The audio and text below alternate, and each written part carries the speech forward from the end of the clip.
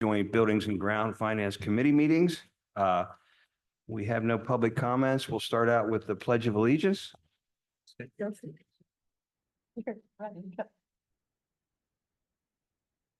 allegiance to the flag of the United States of America and to the republic which stands one nation under God, indivisible, with liberty and justice for all. Forgot the first word is on.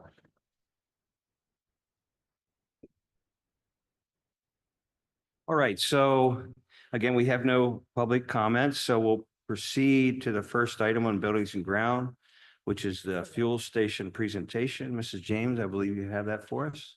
Yes. There she is. Okay. Yes. Good evening.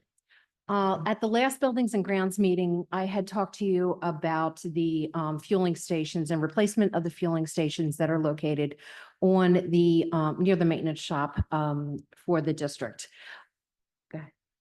So since the last meeting, we did some investigating and we came up to try and answer some of the questions that you had at the last meeting and to give you some more information about the current stations and what we would be proposing to do. So you're going to see this is the location, or this is the fueling stations.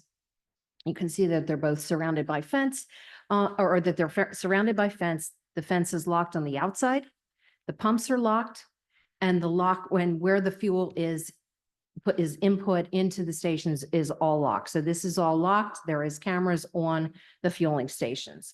So both the gas and the diesel tanks are failing.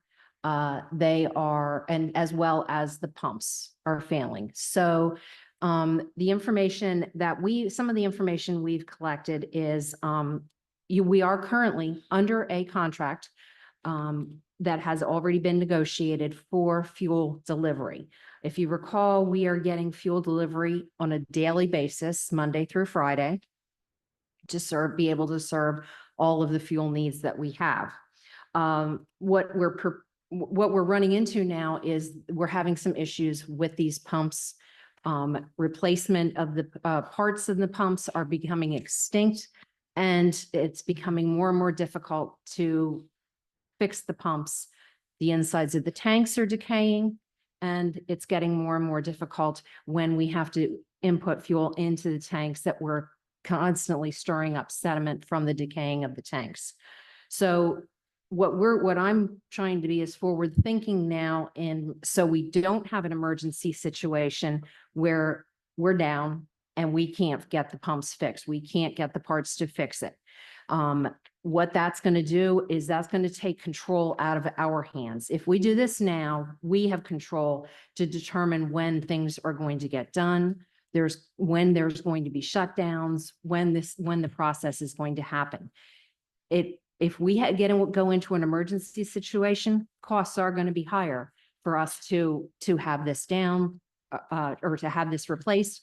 And the length of the time that the pumps are going to be down is more than likely going to be much longer, and it's going to be more significant. So we're going to lose if we go in an emergency situation, we're going to lose some control.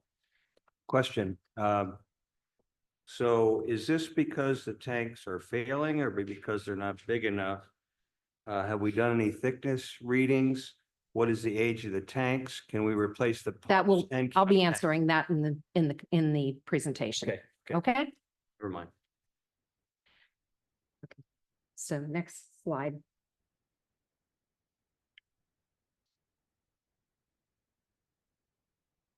Is that the next one?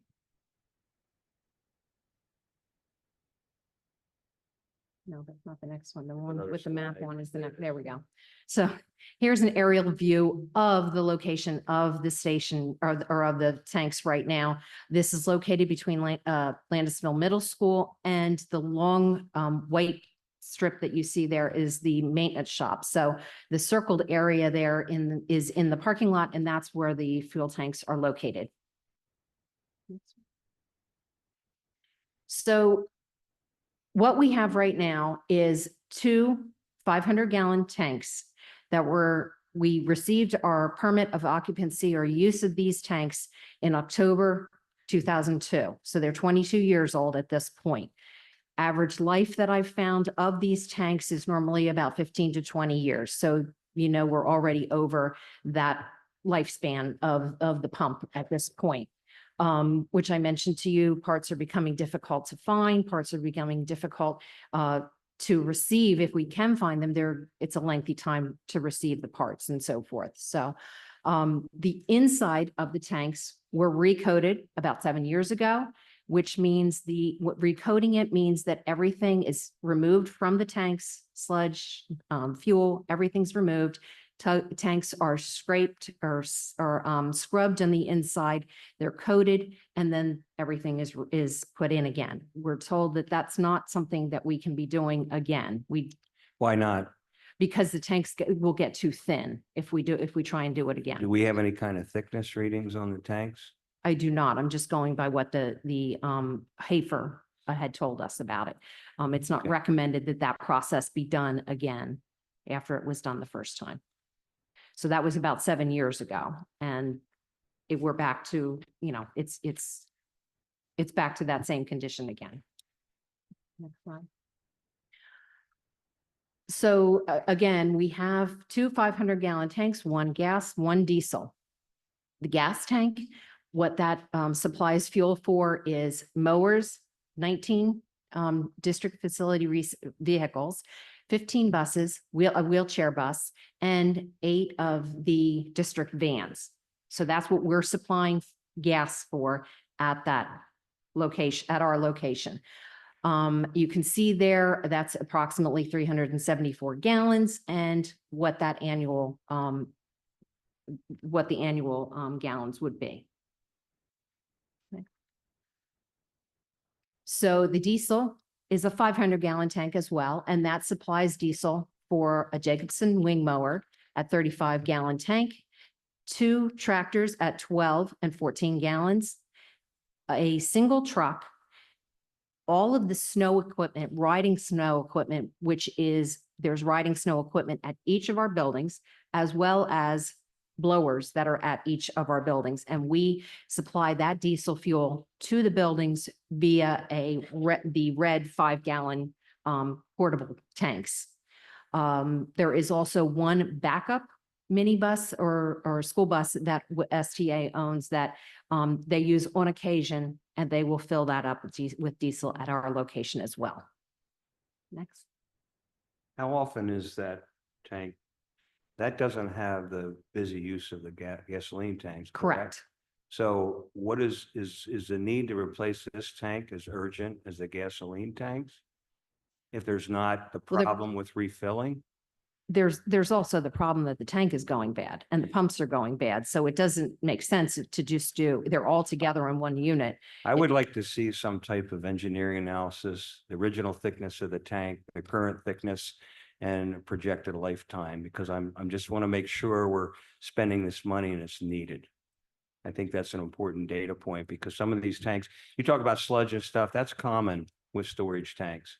So just because there's sludge in it doesn't mean the tank's bad. And actually, gasoline and diesel are not very corrosive chemicals with this type of steel. So for my peace of mind, can we see what the thickness is of these tanks and what the original thickness and projected lifetime? We're just kind of saying they need replaced, but I don't have any data in front of me. The projected lifetime was the 15 to 20 years that No, they had. I understand. That's just a generalization. But I want to know how thick those tanks are and the original thickness. You don't just go replace a tank because its expected lifetime is 15 to 20 years. We should know what the current condition of the tank is. If somebody's telling you they need to replace it, well, I'd like some data. Yeah, I mean, I'd like to clarify for, and I hear what Mr. Maris is saying as well. When you say the tanks are about to fail, which I believe is their end of life, Mhm. is that because of an analysis that's already been done by you or someone else? Or is it because you're simply saying, generally speaking, these tanks have a lifetime of X number of years and we're past that? No, that's what we've been told by the service companies that have had to come out and service the tanks. So they did I have further in the presentation, I laid out what the cost was when we had the tanks recoated. And that's what they've been telling us when we're having the service done on the pumps and the tanks.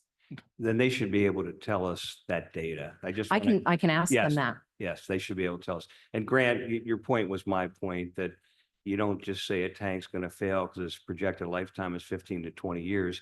There may still be a lot of thickness left in those tanks, and maybe they can last us another 10 years. Right, and I was just trying to, before we send Mrs. James and give her even more to worry about, I was trying to clarify if this was simply based on averages, or if we have data specific to this tank, and it sounds like it's the latter, but she can get more. I mean, the diesel tank, since it's not as busy, if it's okay thickness wise, I'm not sure we have to replace that. The gasoline tank, you have two reasons: frequency of use and potential failure.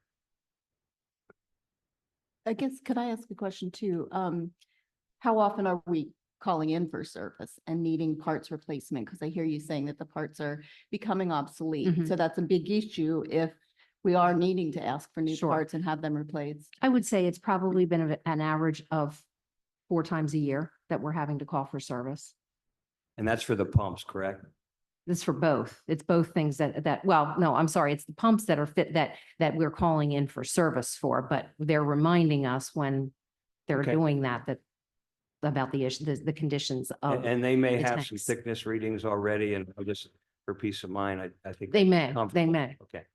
So I appreciate you giving the gallons per day for the gas. You don't address that for the diesel. How many gallons a day are we using for diesel? Yeah, there's approximately 2,000 gallons per year. Tank. Divided by Tank. 365, so it's But probably. we No, don't, the- so the diesel tank, you have no number of how much we use a day or week or year. Yes, it's further in the presentation. So it's Okay. about, what, 5-6 gallons a day? Well, it says it's 2,000 divided by 365. Yeah, but it says 2,000-gallon tank. It's not what we use. No, That's no, the no, no, size no. of the It's, we have a tank. 500-gallon tank. It's 2,000 gallons, about 2,000 gallons that we use in a year. Yeah. So we're getting that tank filled about 4 times a year. Using an average of about 11 gallons a day. During this, Correct. Just And, taking and it certainly then if we were, their amount would increase based on, the inclement weather. So you're probably filling that every 2-3 weeks, something like that, the diesel tank? No, not even close. no, about 4 times a year. Okay. Yeah. Right. So in doing some of this investigative work, I just posed the question to myself. So what are other school districts in our area doing and wanting to know that information? So we have a Lancaster Lebanon Plant Managers Group. I posed that question to the districts. 11 of the districts responded to me by saying that they have on-site, or I'm sorry, 9 of the 11 have on-site filling stations. All of their filling stations are at least 1,000 gallons or more for the various fuels and so forth.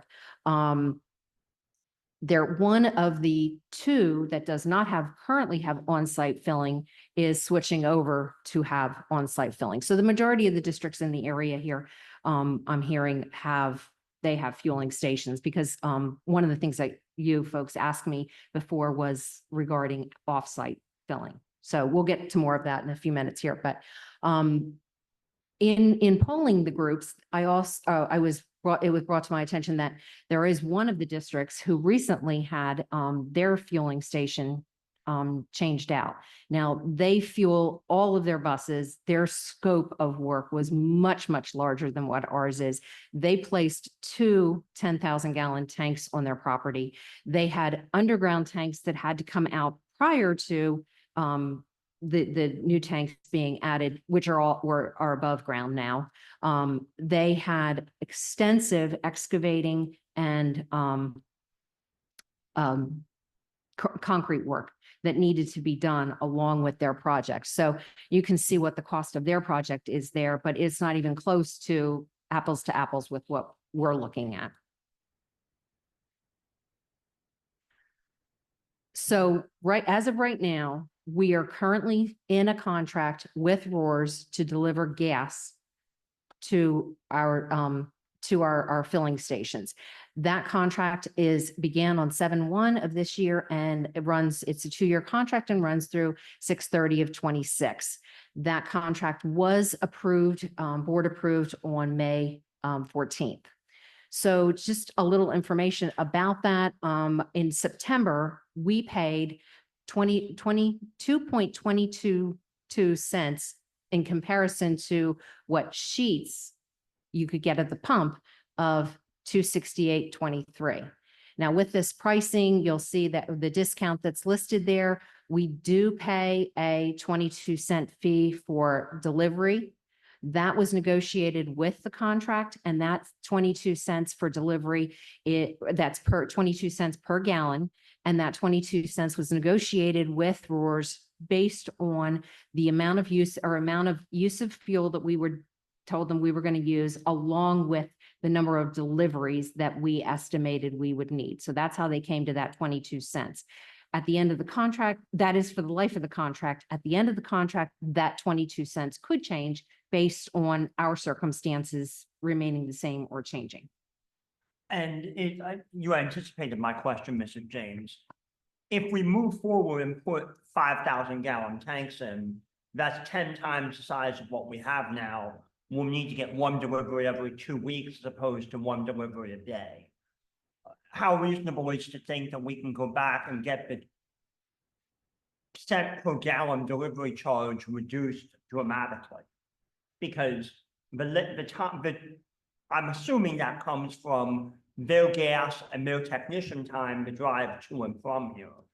If he's coming once every 2 weeks and pumping in 10,000 gallons or 5,000 gallons, that's a heck of a lot cheaper than if they come every day and pump 500. Absolutely. So will you be able to go back? What's your sense on how low we can get that number for the current contract or any future renewals? Good question. I liken it to what we did with propane. So when the buses went to propane, and I want to say we're on the 11th year of propane buses, STA, and we spec'd it in our contract, basically what we wanted, they put a 12,000 gallon skidded propane tank. There's no cheaper way for us to scale propane because you can only fill the propane tank 80%. Sometimes of the year they can squeak a little higher or lower depending on temperature. We literally take it by the tractor trailer load. So scale, to your question, scale gives us the best opportunity to price. So our contractor is basically nothing but a broker. They're picking up the propane at a main depot, trucking it directly to us with no middle touches. That's one of the reasons we have such a good price on propane. The way gasoline works is it's generally everybody goes to, gas is only sent to certain locations, major storage depots. They call those racks. So it's rack price plus delivery price, that's picking up at the rack and delivering it. And then you have the retail profit margin and tax. Using Sheetz as an example, their tractor trailers are picking up at the rack. They're delivering it to the individual store. They have a delivery charge, but then every store has a profit margin, right? So our contract essentially is cutting out the Sheetz profit, and we don't pay certain taxes anyways. So those numbers reflect, well, we don't know their individual profit margin. We know what taxes are. And that's the price difference between Sheetz and what we're currently getting. Long way around to get. The next time we go to negotiate, if we're able to come to the table and we say we have a tank that's going to result in this many less deliveries, that 22 cent, I think it's reasonable to expect that we can negotiate that. Scale gives us opportunity.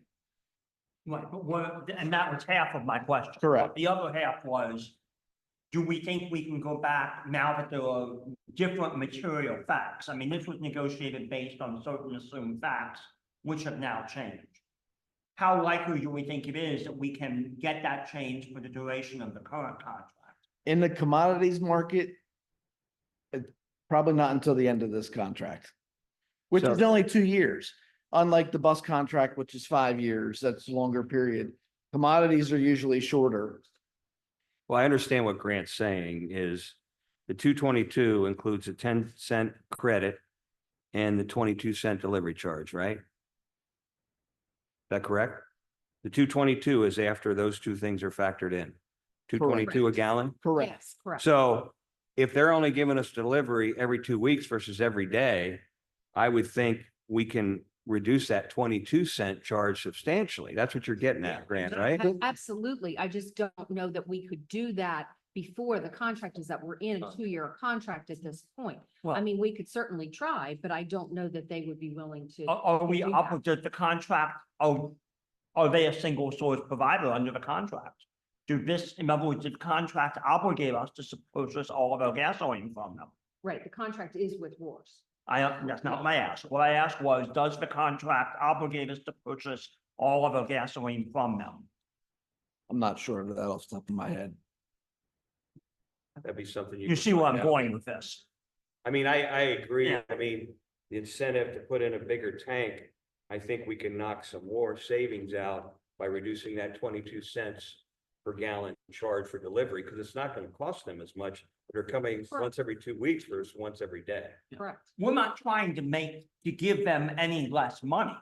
That presumably is a direct outgrowth of their cost. So they would still profit the same, we would just be paying less. Yeah.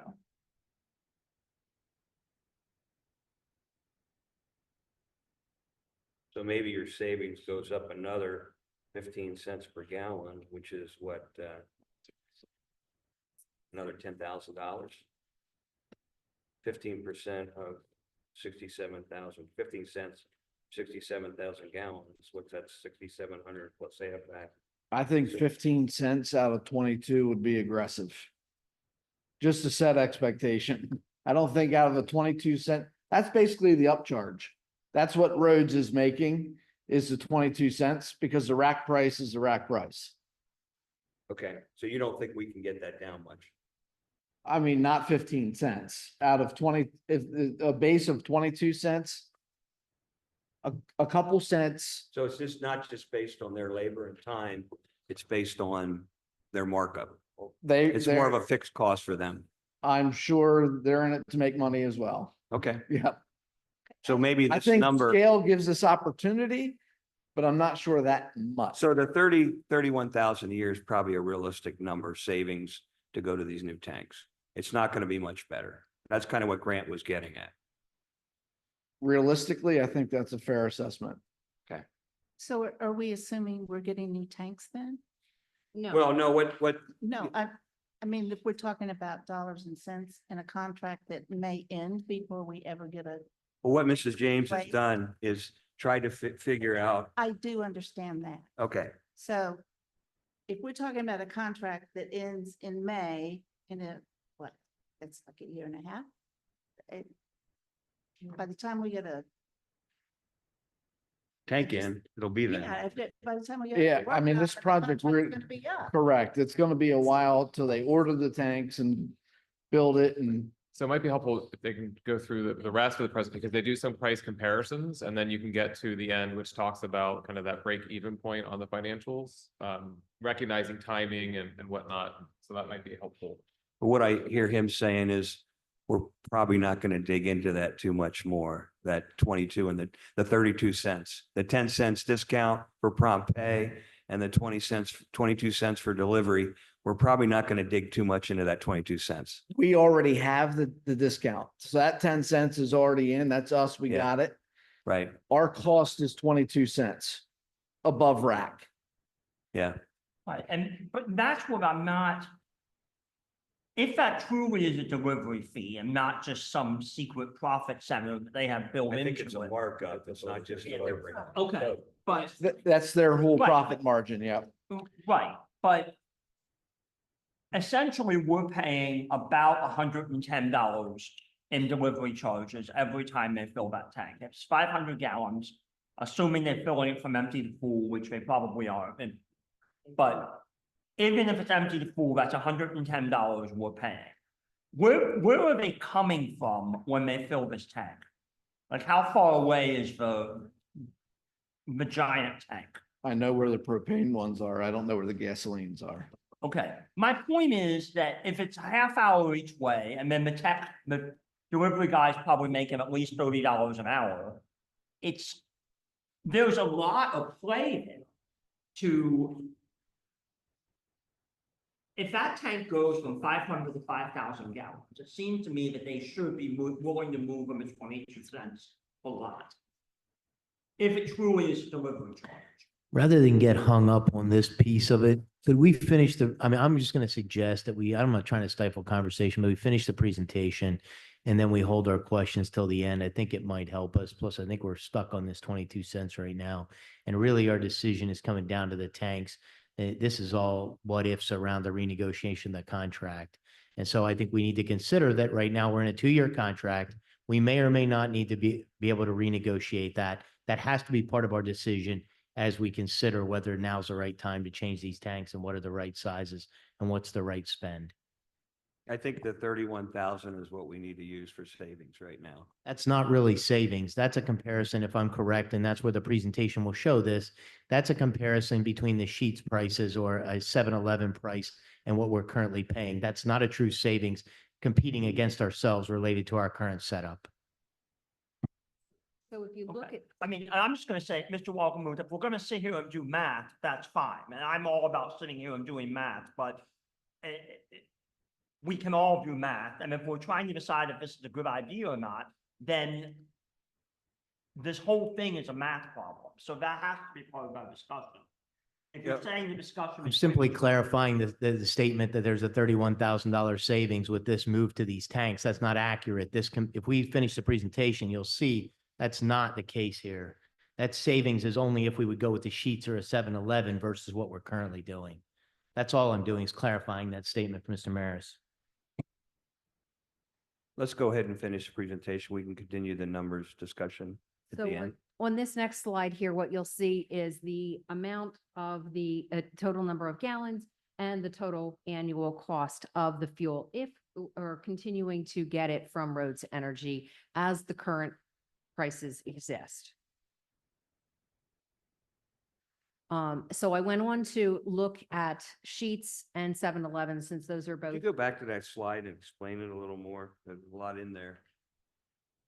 Go through and explain what you did there. There's a lot of numbers. I don't have it in front of me. I'm not sure what, so it's just explaining the number of gallons usage that we're using, what we're using, and as far as 100 days and one for the transportation and gas, and then also for the diesel, or I'm sorry, for the district vehicles added up. And then we also included that there is also 19 days that we're running some of the vans and so forth that for the ESY program. And then we added that up to the total usage and came out with that. That would be the annual cost based on the amount that we're paying right now. 22.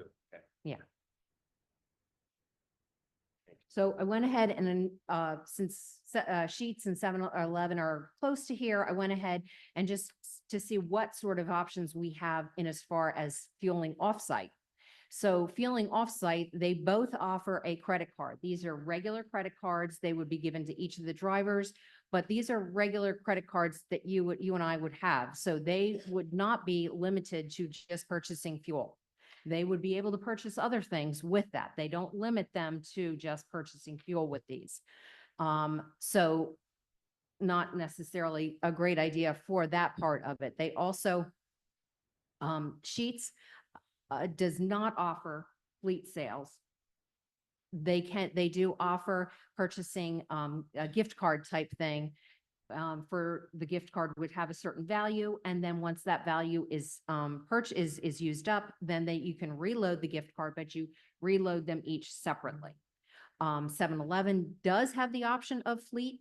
You are actually from the pump price, you're saving a 5-cent rebate on each gallon. So with that, you would get monthly statements. You could do tracking of each vehicle, and you could also get purchase alerts, different things like that with the fleet service. So that would be purchasing offsite. And here is that comparison, the same as what we did before with using roars. We used the same comparison, but using sheets and what the cost would be. So you can see that that cost at 181 plus is significantly more than what it is. And that basically roars. reflects that 31,000 additional costs if we went with sheets in 7-Eleven. So not really saving, it's additional costs. If you want to Right. look at it that way. Exactly. Yeah. Okay. But Mrs. James, it would be correct to say that gas prices go up. We have a Correct. current contract at a set rate. And so if gas prices are higher, we're paying more just because it's based on market, not based on. That's correct. That's correct. And So that we're- 5 cents doesn't change. It's 5 cents. It doesn't, if you're purchasing a certain amount more, that doesn't change. It's 5 cents. So we're guaranteed that 222, No, the rack rate does move with the market. okay, The rack rate does move with the market. so it could go up. What's the differential there? You know, We don't know what they are paying, Sheets is paying per se, but when you back the math out, take the taxes out, you get to that that end number of, like, right now, I think Sheets is what, 267, and we paid 222. So if you start from the end price, we don't know their profit, we don't know their delivery, we don't know their rack. But really, the end price is what matters. We can do their price minus taxes and get to the Sheets number.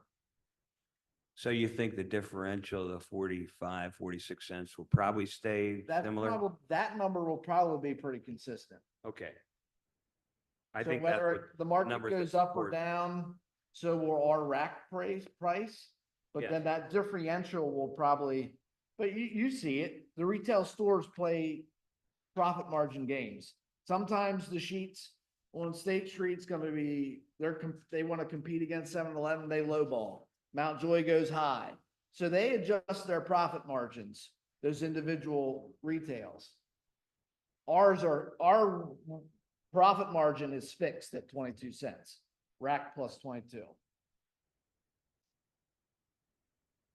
So Thank at, you. at I- this point, based on the or based on the information that we collected, based on the conditions of the pumps and tanks, what we're recommending is that we come up with, come up with an RFP.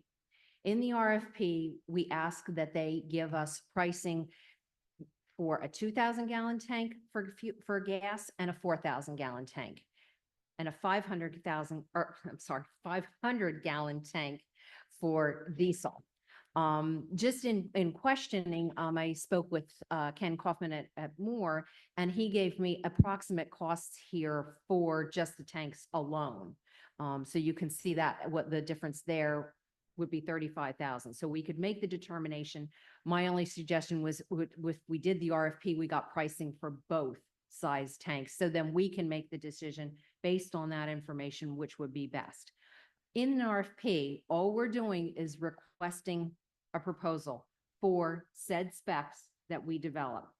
In that RFP, we're not required. We're not under any obligation to accept it. It's just like if we were to get a quote from a vendor. We look at that quote. If that quote is not acceptable, we don't accept that quote. So we're not under any obligation to accept anything in an RFP, but this would certainly give us more information if we were to go out on an RFP for this. So you're saying the cost for a 2,000 gallon tank is 30,000, the cost for 4,000 is 65? Approximately, that's the price he gave. Yes, that would be the cost. Well, I don't understand this break-even analysis. Did you talk about that yet? Well, I was gonna ask about that. So oh, go okay. ahead. So we're just projecting based on all of the other costs that would be involved, and what, More Engineering has come up with pricing, and also Fidavia has also confirmed that that pricing is accurate. We're thinking that the cost for that would be approximately 480 to 420 or to 520.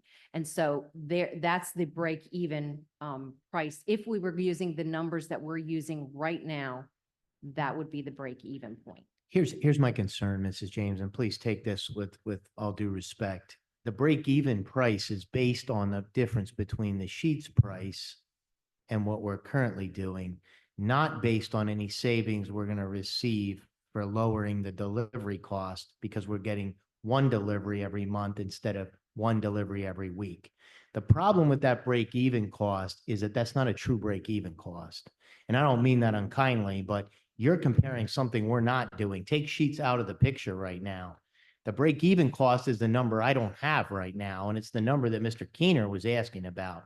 That break-even cost is how much are you going to save by delivering one time every 2 months on a 4,000 gallon tank or one time every month on a 2,000 gallon tank. And that's your break-even point. I can almost assure you that you won't pay off those tanks based on that analysis. You will if you're comparing it to going to sheets. So please understand, I disagree with those break-even points. I don't think they're accurate and could be misleading. I don't think we have the break-even point number. So I think that, I was not at the last meeting, but I did listen. So the conversation was that the tanks could fail, we wouldn't have it. And why don't we look at going to retail, which is what we did. Mrs. So Hall, if- could you?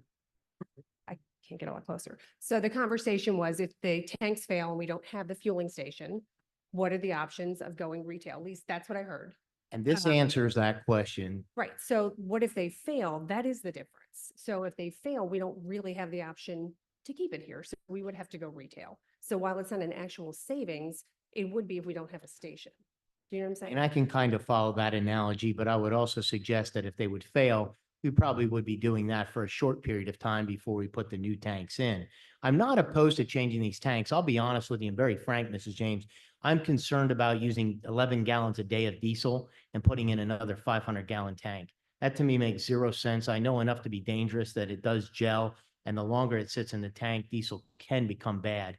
I'm not in support of putting in a 500 gallon tank, and I know I'm in the weeds as a board member, but I'm struggling with that big time. So, I so think that that's what tank is far too large. that's what we're doing right now is doing, we have a 500 gallon tank and we're getting it filled approximately 4 times per year. So the fuel is staying, it's not going bad in that period of time.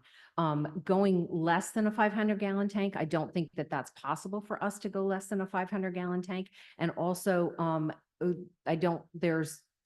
these delivery companies are not going to deliver a lesser amount than what a 500, than if you have a 500 gallon tank. Forgive me again for challenging you on that. I had a 150 gallon tank at my house and they would deliver for that.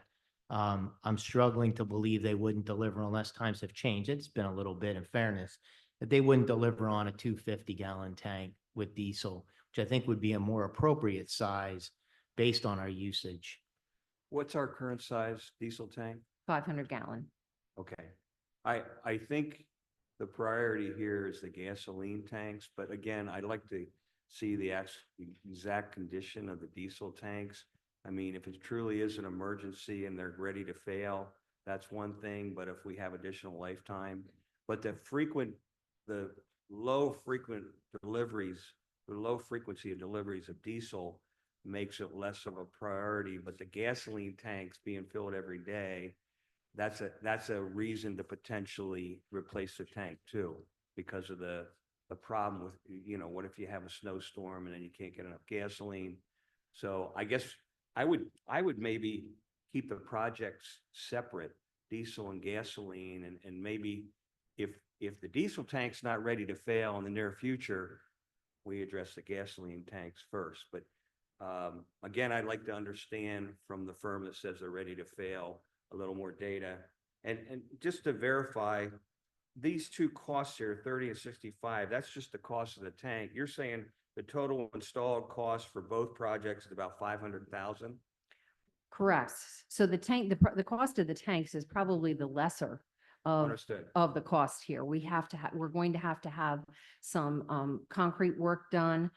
We would need to have the fence increased. We're also talking about the cost of the pumps themselves and making them digital so that we have a way of tracking, unlike what we have now. And this Yeah. combined cost is for both the gasoline tanks and the diesel tanks. Correct. I'd like to get a breakdown of how much it is for the gasoline tanks and how much it is for the the diesel tanks, so we can kind of understand. It's like, I think as Mr. Wogomuth pointed out, diesel is probably a less critical tank to replace unless it's ready to fail tomorrow. But if we're getting into the weeds, which it seems like we are, doesn't it seems odd to put the money into concrete and site work and fencing work if you're not doing both tanks at the same time? And I think that that would run your price up to come back a second time when that diesel tank actually does fail. Yeah, I agree with you that we shouldn't separate the project out. This is one project. My only other reason for separating it out is if you have a backup and a backlog of people waiting to fuel at that one spot, and you would want to do these projects in separate locations because of that, but you're not filling up with enough diesel. That should be an issue. Do you have a backlog of people right now with the fuel tank? The Um, gasoline? Once in a while, we will have some of the buses waiting. Yeah, we'll have more than, like 2, 3 buses waiting at a time. But that's not been a problem. Not a huge Okay. problem, no. I'm really more hung up, I think, on the size of that diesel tank. I agree with you. It sounds like maybe we should replace these, but I also want to point out that in here, your estimate on that return on investment was over the course of, I think you put in there 22 years, 31,000 times 22 years. So if we're using that 31,000, which I think is honestly transparency a bogus number, but we're using that, the 22 years of useful life is not what we projected earlier in the presentation at 15 to 20 years. And I'm just pointing out there's a little discrepancy there. And we actually had those refurbed 7 years ago. So we just need to be careful. We're comparing apples to apples. I'm less hung up on you replacing them and knowing we need the pumps and the accountability, a little more hung up on the size of the tanks that we're putting in and the cost of doing that, especially the diesel tank. I have a question. You say the pumps are not good. When do you expect them to not work? I mean, like, is it like 6 months? Is it I have- oh my gosh, we need to do this within a month? I have no way of knowing. On an average, I would say that we're having them out about 4 times a year for repairs to the pumps. I have a question and then a comment. When the gasoline's dropped off, is it like you think of as sheets, a regular gasoline tank truck that drops it off, or is it something more like you see dropping off oil, that size? That size truck, yes. Okay. Yes. I guess one of the things, the 22 cents. And again, from what I'm hearing saying, we're not even going to probably get it done, even if we were approving it tonight till the end of the contract. So that could be really a moot point. But again, driving that big sheet size delivery thing is going to No, cost. it's not that large. No, but- but I mean, but again, to fill up a 2,000 or 4,000 gallon tank, you're going to probably get a tractor trailer type thing in there. So the savings may not be as great as anticipated. And the second thing I'm hearing you say, well, 2 things. To me, it sounds like this has to be done during the summer, because if you're closing that thing down to have it replaced during the school year, well, all those buses have to go somewhere to get their gasoline, and the same with the maintenance vehicle. So it looks like that definitely is a summer type project. And the other thing is, I have no problems, and ask the rest of the board, straw vote to go ahead and go out and get the RFPs for it. We're not committing to Yeah. anything, but it keeps the project moving along. I don't have a problem with that, and It may answer some of the questions you brought Right. up.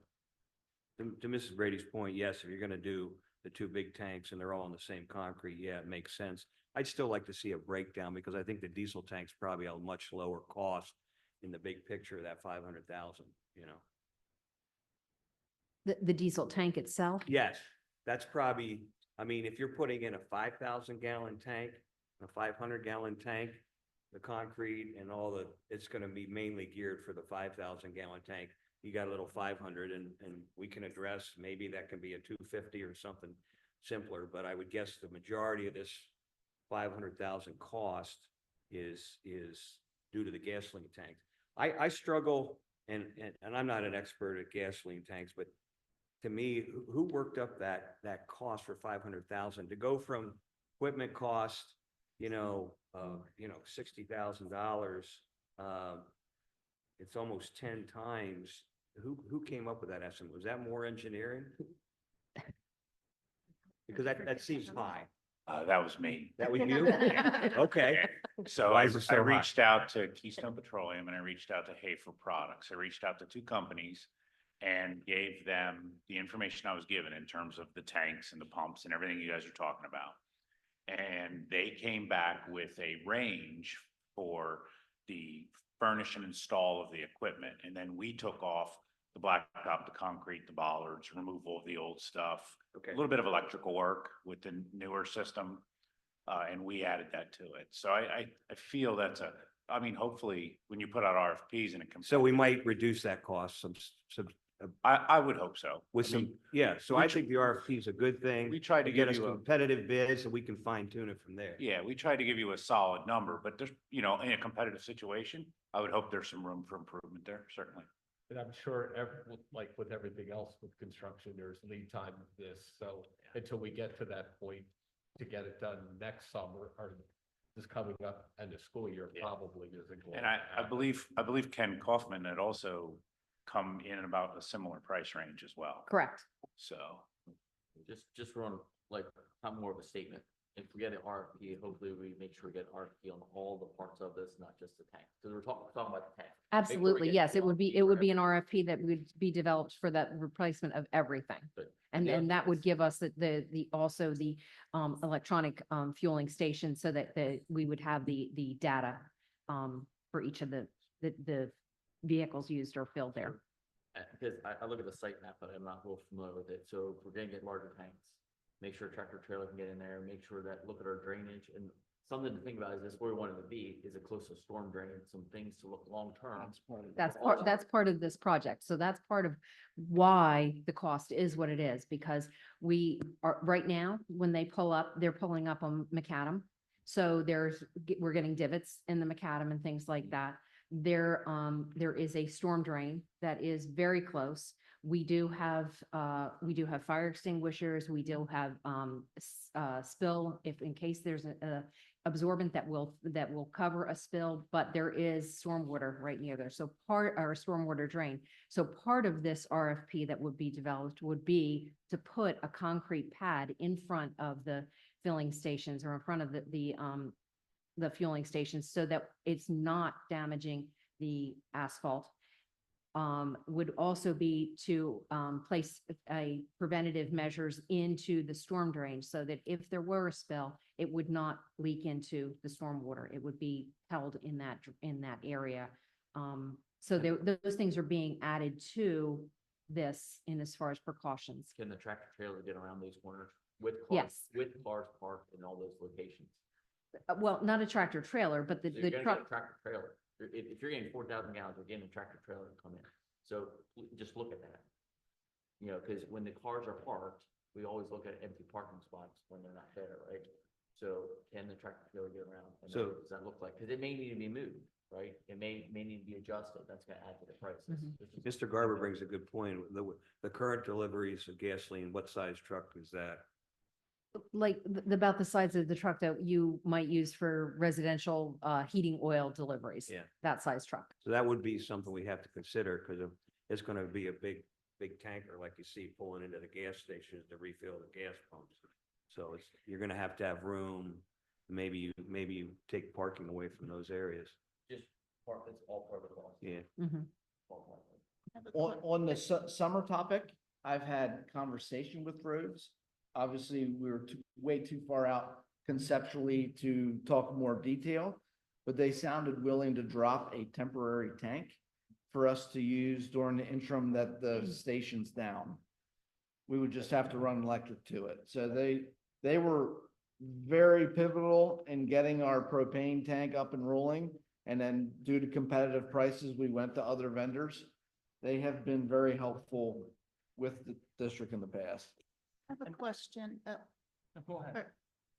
We know that in the past, hopefully this is not true anymore, the supply issues.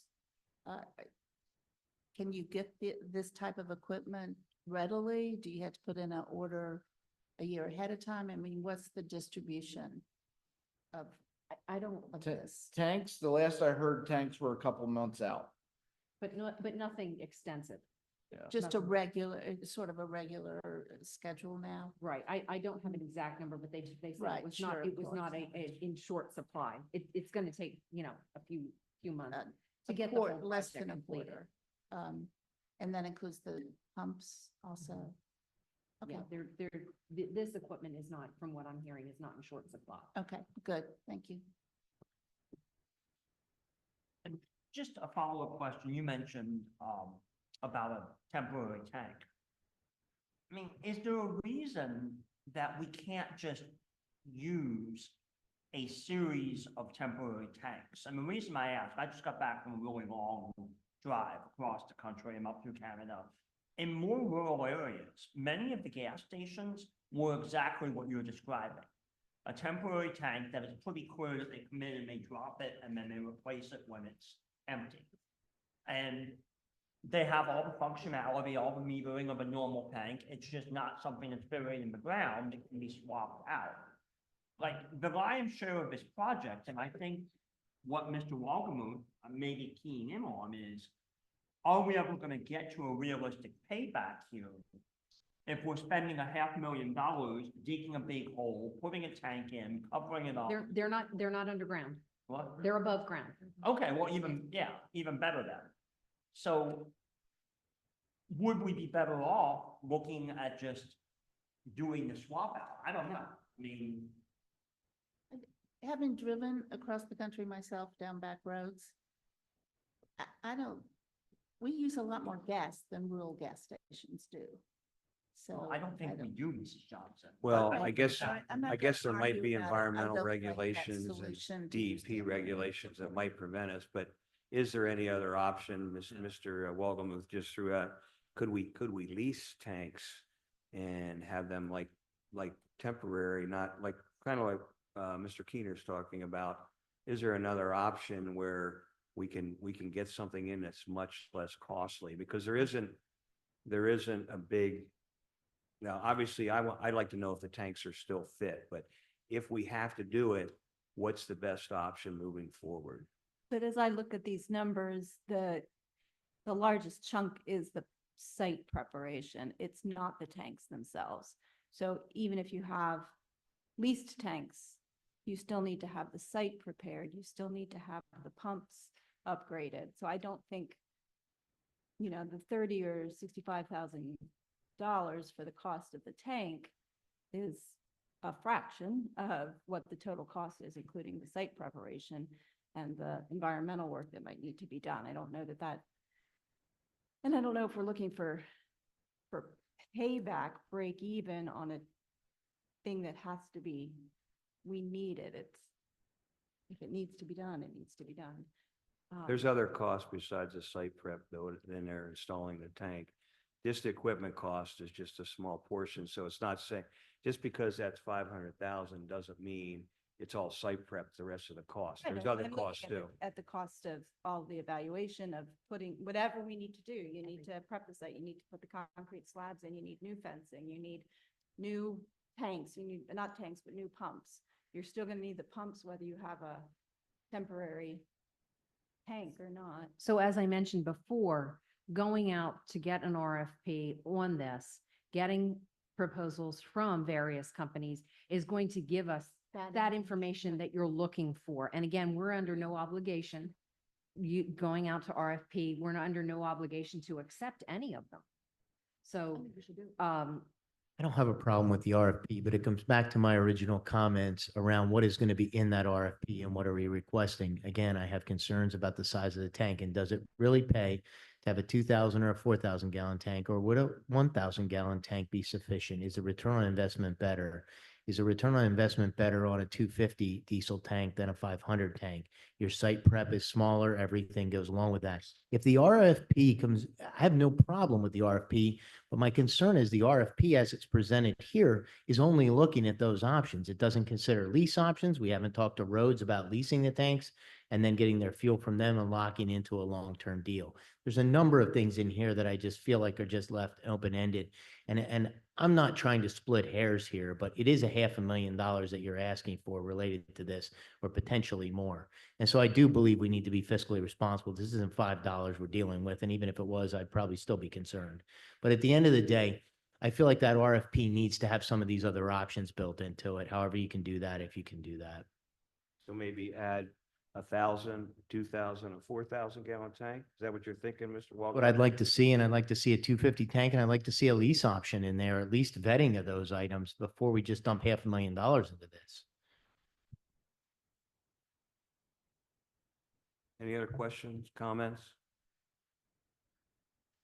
All right, thank you, Mrs. James. We'll now proceed to, I believe Fadavia is going to give us a capital projects update. Whoever's going to start. Yes. Can you hear me okay?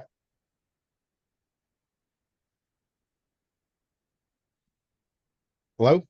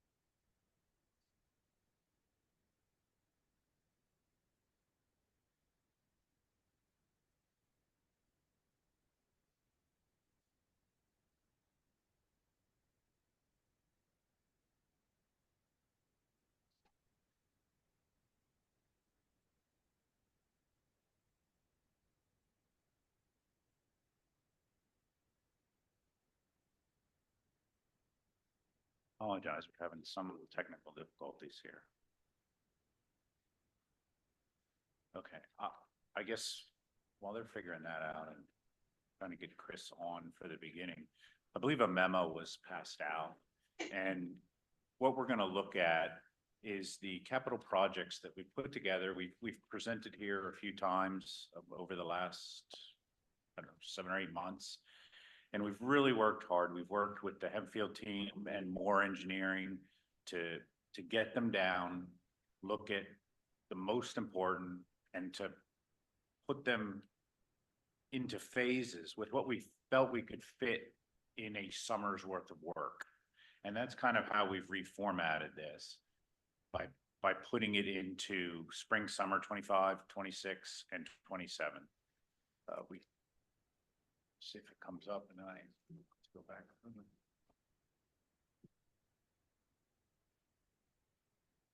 The numbers we presented before, all of the MEP related numbers, those were numbers that were received from Train and other entities at the time. We've had several meetings with Moore Engineering and we've revisited all of those. And with his help and talking through stuff, we've been able to tighten them up, some of them up quite a bit, and really dial that in. I'm sorry, can you? John, are you able to hear me? That's what they've been working on. I don't. You can hear me now? That's what Mr. Grant's working on.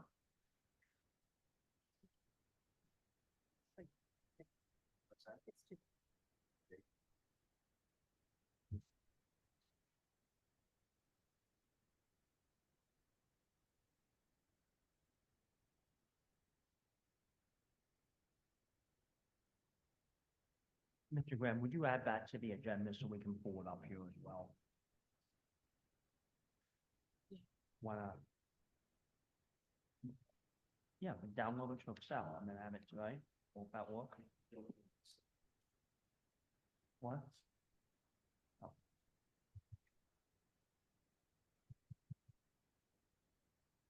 I don't, would it,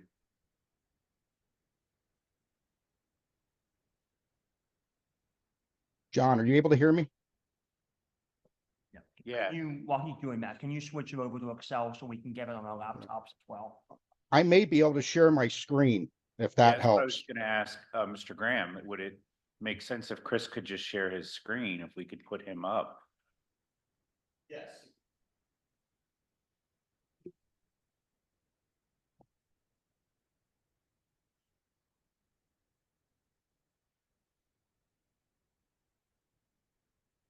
Yeah, right now it says I'm disabled from screen sharing.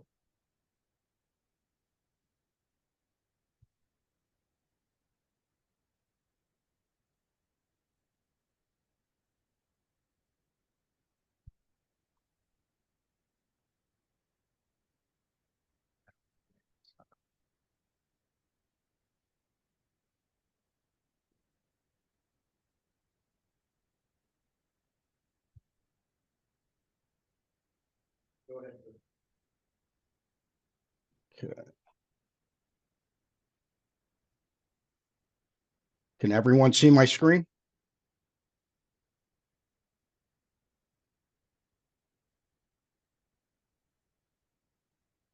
Now Is we my, can- you can see it? Yes. Okay. Okay, sounds good. Okay. Good evening, everyone. In front of you, as John mentioned, is, again, several months of work kind of back and forth to create essentially a 3-year, spring, summer plan of potential projects. Couple just comments quickly, on this is, what we call our kind of a capital project budget tracker. It's meant to be a fluid document. And what I mean by that is, sometimes priorities change, sometimes costs change, until you're essentially locked in through a bid or cooperative process. So what we do is every time there's a change or per month, we'll just basically continue to update the spreadsheet and keep a historical running tabulation of those adjustments that are made, whether it's through, the bid environment, whether it's through conversations like we're having this evening, but it'll give the district kind of a running tabulation of the modifications and the changes and if priorities change, which again, we're looking 3 years out from a planning perspective. And the second thing I would just like to add is that the procurement method is anticipated. So these are what we would look at potentially, doing from a procurement method. All of this obviously would be brought back to the school board and the committee for approval.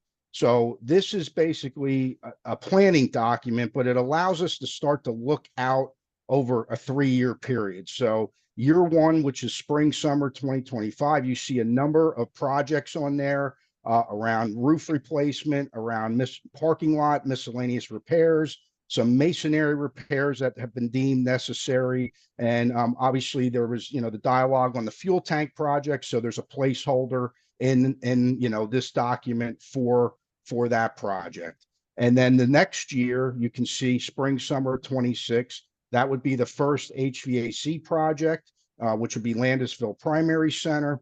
And then we also have a placeholder in, depending on what happens with the high school project. There may need to be some replacement fiber connection done in conjunction with that project. And then year 3, you can see there's more HVAC and roof, replacement that would be done. At the bottom of the sheet, you see we have what we call kind of our budget tracker. So we have our numbers, based on the current budget numbers and estimates that have been done as of today. And essentially what happens is when those budget numbers become actual, you'll start to see the board approved costs start to increase. And then you'll see the budget estimates start to decrease. So in real time, we'll be able to see as the board reviews proposals, reviews bids, makes approvals. We'll continue to update this. So it'll be a fluid, it'll be a timely, document that will continue to track projects moving forward over the next 3 years. And certainly this process, our recommendation would be it would continue in the future years. We generally like to go out 3 years. Once you get beyond that, and I think we've all seen that, there's a lot that can happen. There's a lot that can happen in 3 years. But once you start going out 5, et cetera, to us, from a planning perspective, there's just too much uncertainty. So for planning purposes, we've gone out essentially 3 spring summers with this document. The other point I'd like to make is the escalation for the future years. We heard this committee loud and clear when we started this process with concerns about baked in escalation costs in the overall numbers. And we've heard the dialogue, we've heard your feelings on that. So what we've decided to do as a team between the administration and David, we added an escalation column, but we added it as a separate item, and we've added it in the years 2 and 3. So it's just a separate number that, again, 5% escalation for the 26 spring summer, and then we did 10% for the spring summer 27. Just again, to give you an idea of if market conditions change, inflation occurs, those are some potential budgetary costs that would, be realized potentially, in those out years. So while we didn't want to, bake it into these numbers and not have it shown separately, we also didn't want to avoid it either, because we have seen obviously over the years, escalation and inflation occur. So we did want to put some placeholders in for that. Because again, this is a budget document. It's a planning document. It's meant to be interactive. It's meant to be something that is fluid and that will adjust and as things happen. The last thing I want to make, point I want to make too, is when we talk about the fluidity of the document, projects could potentially push and pull in. There may be something unforeseen that occurs 6 months from now that none of us around the table or from a planning perspective could, predict. And so we understand there's only a certain amount of money. And so again, projects may come in, projects could potentially go out depending on priority and future needs that could be unforeseen at this point today. If I could just let John jump in a little bit and talk about, again, some of the numbers. And again, we're here to answer any questions that the committee has. Yeah, like I started on before, so most of these numbers have been reworked from what you may have seen before. I feel like primarily I'm here just to help answer any questions or clear anything up. But and we also tried to package them in a way how we thought they would go out, to give you an idea whether we thought it would be best that they go out in a public bid to get the best price. Sometimes a co-op purchase where you can just put out RFPs for specific items like stage lighting. So we just tried to give, some input in terms of how that might go out. The roofing numbers, that they're probably, I don't know when we last. The 2 roofing numbers for year 1 were actually, and Kim could talk to this, because we applied for the DCED grant, which unfortunately they pushed back the potential award that we're hearing now is October or their November meeting. I think there was a lot of anticipation that they were going to award in September, and they pushed it back. So those first 2 numbers in the spring summer 25 are based on estimates that were procured as part of that grant process. Kim, I don't know if you have anything you want to add, because I know you worked on that. The only thing I would add is, so based on the grant requirements, we had to go out and get at least 3 bids as part of the grant presentation. So that's where those figures are coming from. They're coming from the bids that we acquired prior and just submitted for the bid proposal portion of the grant. So that's where those numbers are coming from. Obviously, that was 6 months ago. 4 to 6 months ago. So those figures can obviously be changed. They could have changed since that time as well. But also, when we did submit the grant, part of the stipulation was we could not be under contract for any of these roof replacements at the time when this grant was submitted, which we are not.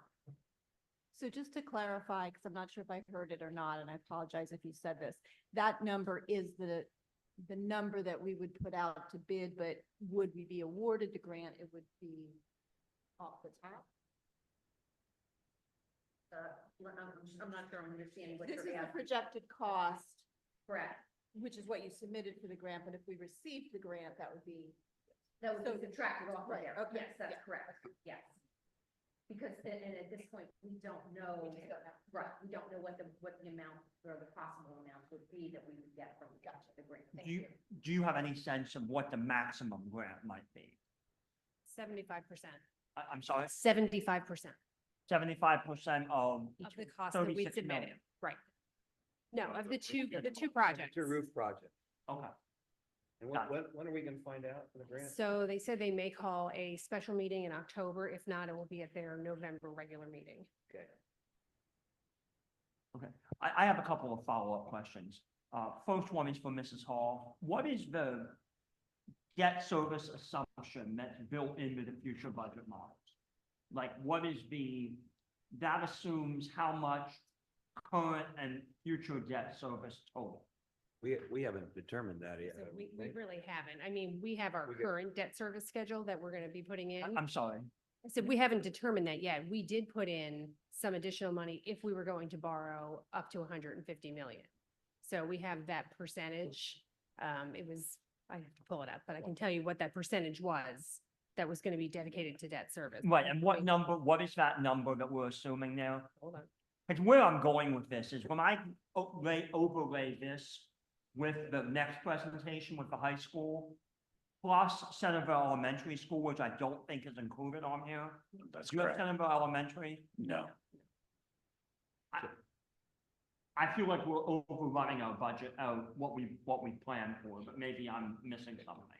What is a $45,000 bond on the bottom of this thing? It talks about $45,000 bond. 45 million, sorry. $45 million. Yeah, what's that from, or where's that coming into play? Is that the current capital reserve? Is that what we're looking at? Or is that what we're gonna have to take out the?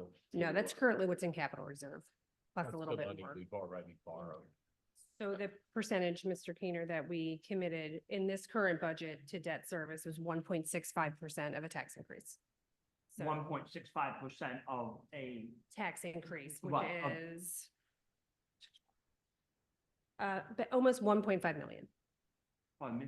about $1.5 million. Yeah, okay, 5 million? 1.5. 1.5. At the end of the day, we need to figure out what we're doing with the high school and then flush out all these things. We may have to. We need to do it. Now, at the same time. we've already, this is money, when we initially borrowed those things, we have if I'm reading this correct, we already have the money borrowed. Correct, Mrs. Hall, to do this work. At Borrowed this- and or set aside, right? Yeah, We did set this- aside, but correct. it's in our capital reserve to Yes. do that. The high school's a totally separate. That doesn't mean we have to use all this capital reserve for this stuff, does it? No. We haven't decided that yet, Mike.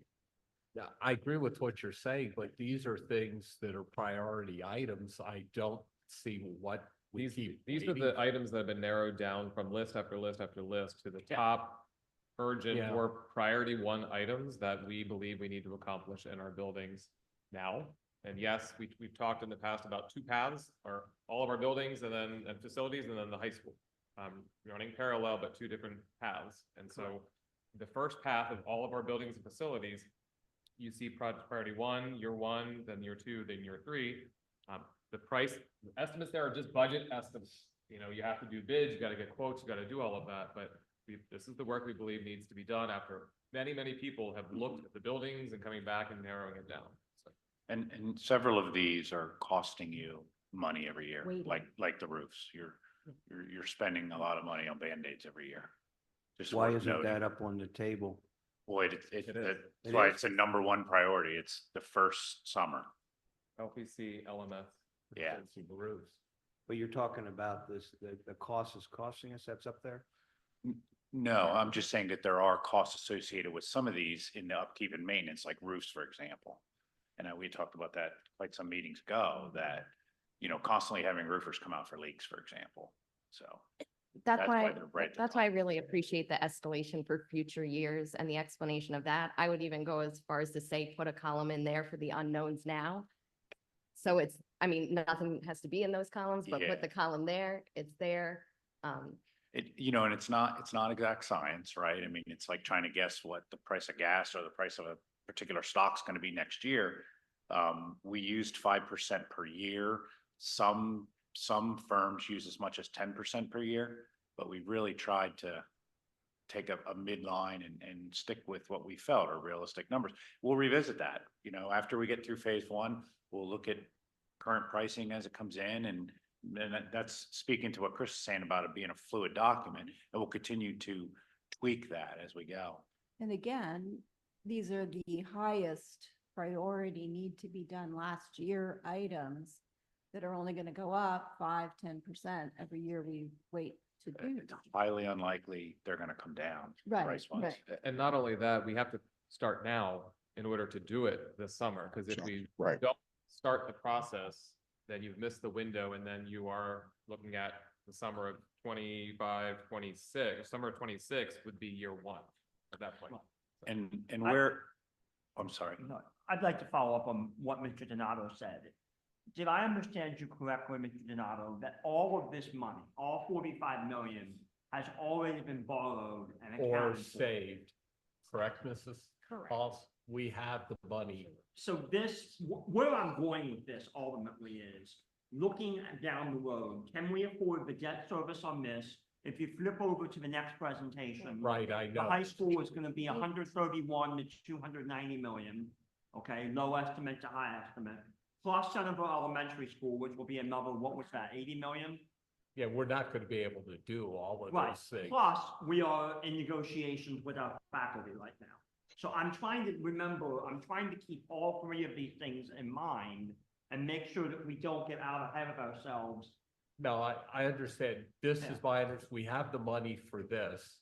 The 1.65 or whatever, the 1.5 billion that we're setting aside from the budget this year is to go for basically for the high school project. I don't think anything has been, in my mind, decided for Centerville, whether to repair, rebuild new. So the budget model, to make sure we're on the same page, the budget models that we've seen, Mrs. Hall, fully account for this. And then we look at the future tax increases that are built into there from the Act One index. We can sort of assume that that's just for the high school project. So that additional borrowing is for the high school. So if you assume the cap reserve we have now covers, I'm sorry? if you assume the capital reserve funds we have now are paying for these projects, then all the borrowing is for the high school. You can, I mean, you can mix and match that however you The- want, the but that's debt- essentially how debt you break it service- up. The debt service is already in our budget because we borrowed the money To use it. at this point, yeah. I mean, we have debt service before this, but yeah. Right, yeah, but I mean, the debt service for the money we borrowed up to this point is Correct, in and the we're current budget. Building in millage for new New- debt service. to build- Right. To do something with the high school. Somewhere along the line, I thought I heard somebody say that the money that we have already budgeted on these bonds needs to be spent within a certain number. of Yeah, within years. 3 years, yes. How many? 3. 3. And how long ago did that? The first one was taken about this time last year. So we need to spend it. We are gonna need and to it's spend gonna- it within. It the has next to 2 happen years. before the high school. Right. Pretty much Potentially, happens. yes. How much is that again? Well, that's 20 million because it was 2 $10 million bonds. The rest is money that we put aside. 2 years from about now is at least 10 of it, and the other 10 would be in the spring. Forgive me, Mrs. Hall, clarify. I thought they were 15 and 15. Oh, I'm sorry, 15. 15. Sorry. It's yes. 30 million total, or just slightly under that. Yeah, so assuming that if we make assumption that the district does not receive any grant funding, the first year budget estimate for spring, summer 2025 is 7,428,101 in that first bucket that we would be seeking approval to start the procurement process, to start to bring actual numbers in for consideration. So could you speak up just a bit, please? I'm sorry. Can you hear me now? Yeah, that's better. Yeah, my apologies. Sorry about that. So the first bucket for spring and summer 2025, if the district does not receive any grant money from DCED, based on our budget estimates, the spend for those items would be 7,428,101 for the spring, summer of 2025 bucket that you see in front of you.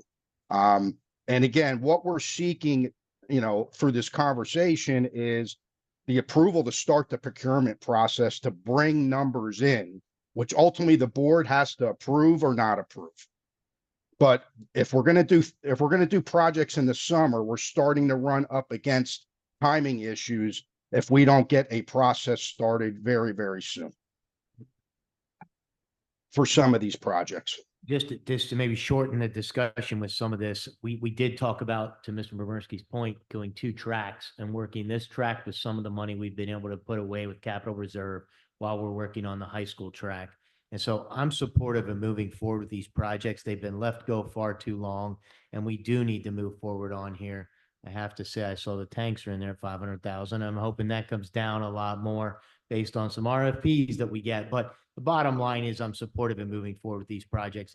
We've needed to do this. We need to finally move. We've saved some dollars to try to do this. It's now time to get going with these projects.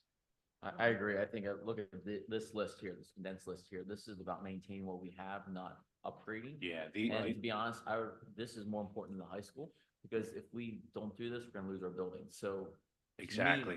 to And me, at the point I was going to make was the big money items here in phase 1, 2, and 3 is building envelope issues, Yes. right? Keeping water out of the building, because every winter that water's getting in the masonry, getting through the roof, is deteriorating your buildings and parking lots, little holes each winter get a lot bigger. So, yeah. What is the second and third year capital on these sheets? Sure. 0.5 million the first year. This How is, about- this is where we start getting into the MEP replacements. Yeah. So yeah, the second year would be without the escalation column, 5,264,992.50 based on our estimate for spring and summer 26. The largest bucket is 3 years out, which is the spring, summer 2027.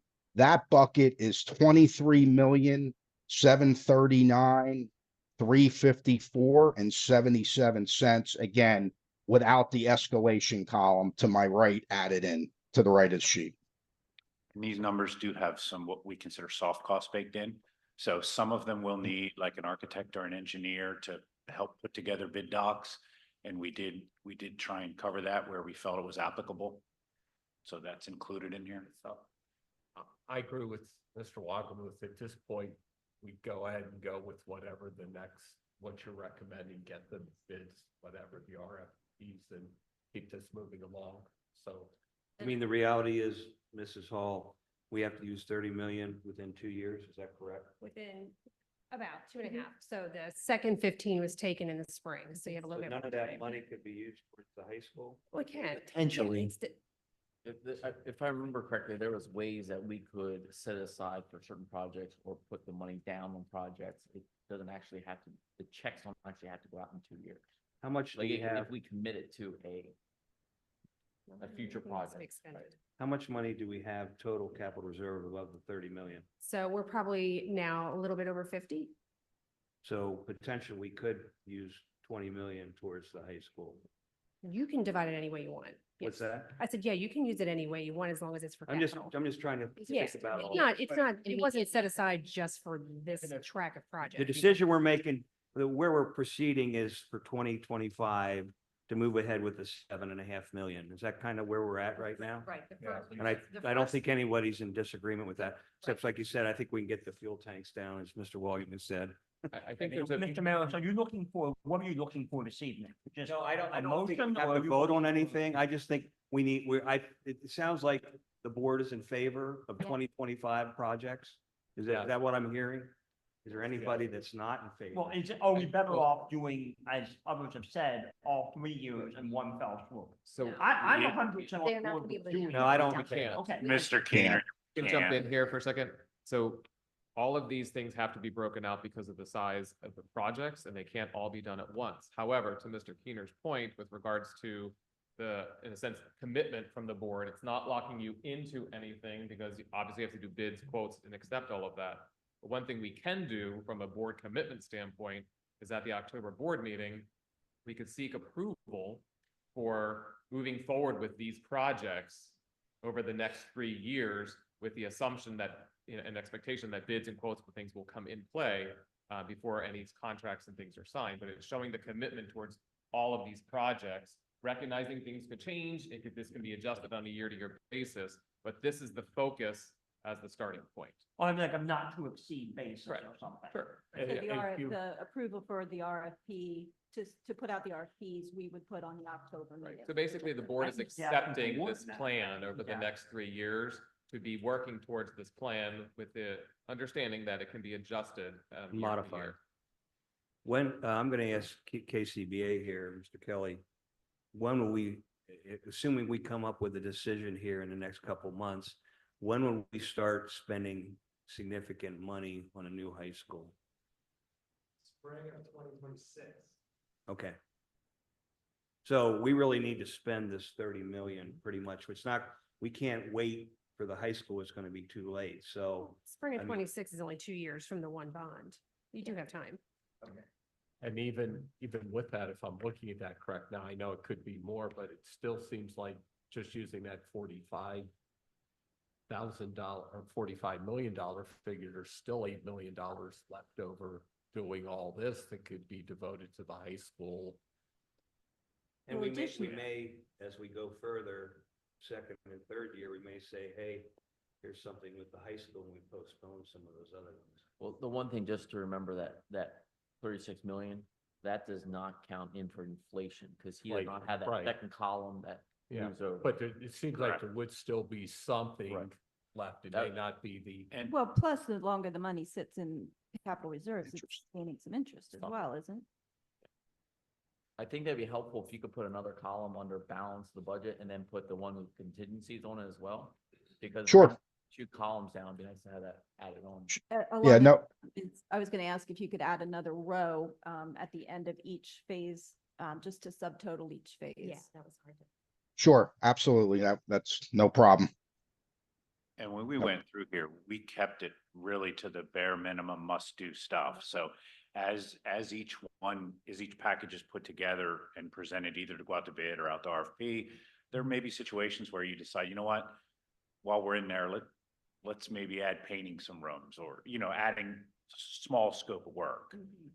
Which obviously these numbers would fluctuate, but we took all that out. Like, No, there's, I appreciate you taking all Yeah. that out and just giving us the envelope issues. Yeah. Because I think that this is what we have to do, and that'll help keep us on track of, let's these- make sure we do this, and not get derailed. yeah. So Yeah, these it's- projects, at least for the first year, Fidavia's gonna be taking charge of this and putting the bids out? Is that in your, The bid process has already begun for the roofs. That part of it is already Yeah. process. As far as the paving and concrete, I will take care of that with, working with ELA as I have in the past 3 years. okay, Mhm. That would be, I would. And work- then work some of the with bigger them. Probably stuff, the same with more engineering, like for some of the MEP replacements, you guys we would help manage it, but you would contract them to do their portion, the design. okay. So you are gonna be helping with some of the projects, I though. hope so. Okay. Yeah. Yes, Just- yeah, yeah, and we can help with the district facilitate the RFP process and, try to make sure there's strong, bidder participation as these projects go out. So we'd be happy to assist with that. Very good. Okay, Did- all I have to say is, these are projects I don't even know how long I've been on the board. I'm in how long have we been on the board? 6 It's years, 7? 7 years. 7 years? December. We were talking about this 7 years ago, so I say, thank goodness, finally, we're gonna actually get moving. I really appreciate that. Thank you. Okay. Pat, I see you're on. You have any questions? Maybe he's not on. I thought I saw his name. All right. Do we, I imagine KCBA is going to be a long presentation. Do we want to take a short break? 5-minute break? What time is it? Let's say reconvene at, what is it, 6:45 or 6:40? 6:40. 6:40? 6:40. Okay, let's reconvene.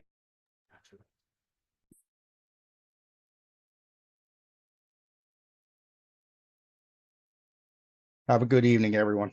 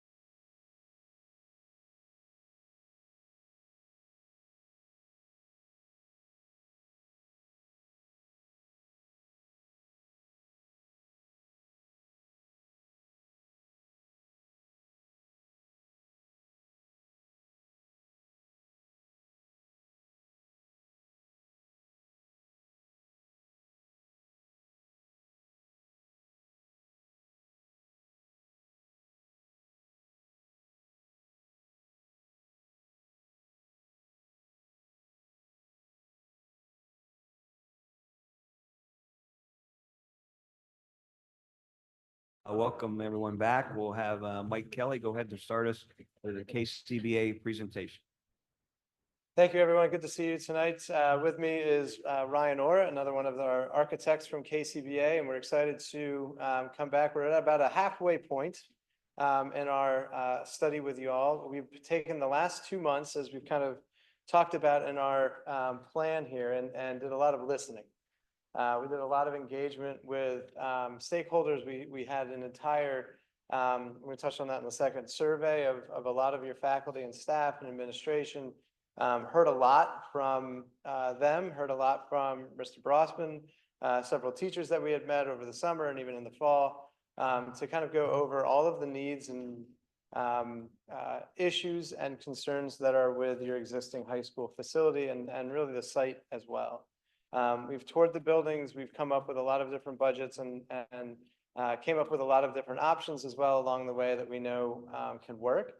Tonight, we wanted to come back and give you a couple of options to see the order of magnitude that you're looking to continue with and how you feel, because we want to get your input as well, how you feel the project should be moving ahead. So this is the lead part of the second half of our action plan here. We're providing some recommendations and we're getting ready to present tonight to you. We're going to talk tonight a little bit about some of these options, throw a lot of numbers and information at you. We'll be back the next month as well to kind of look for that direction. Of all of these options, what do you think? Which one did you feel is best?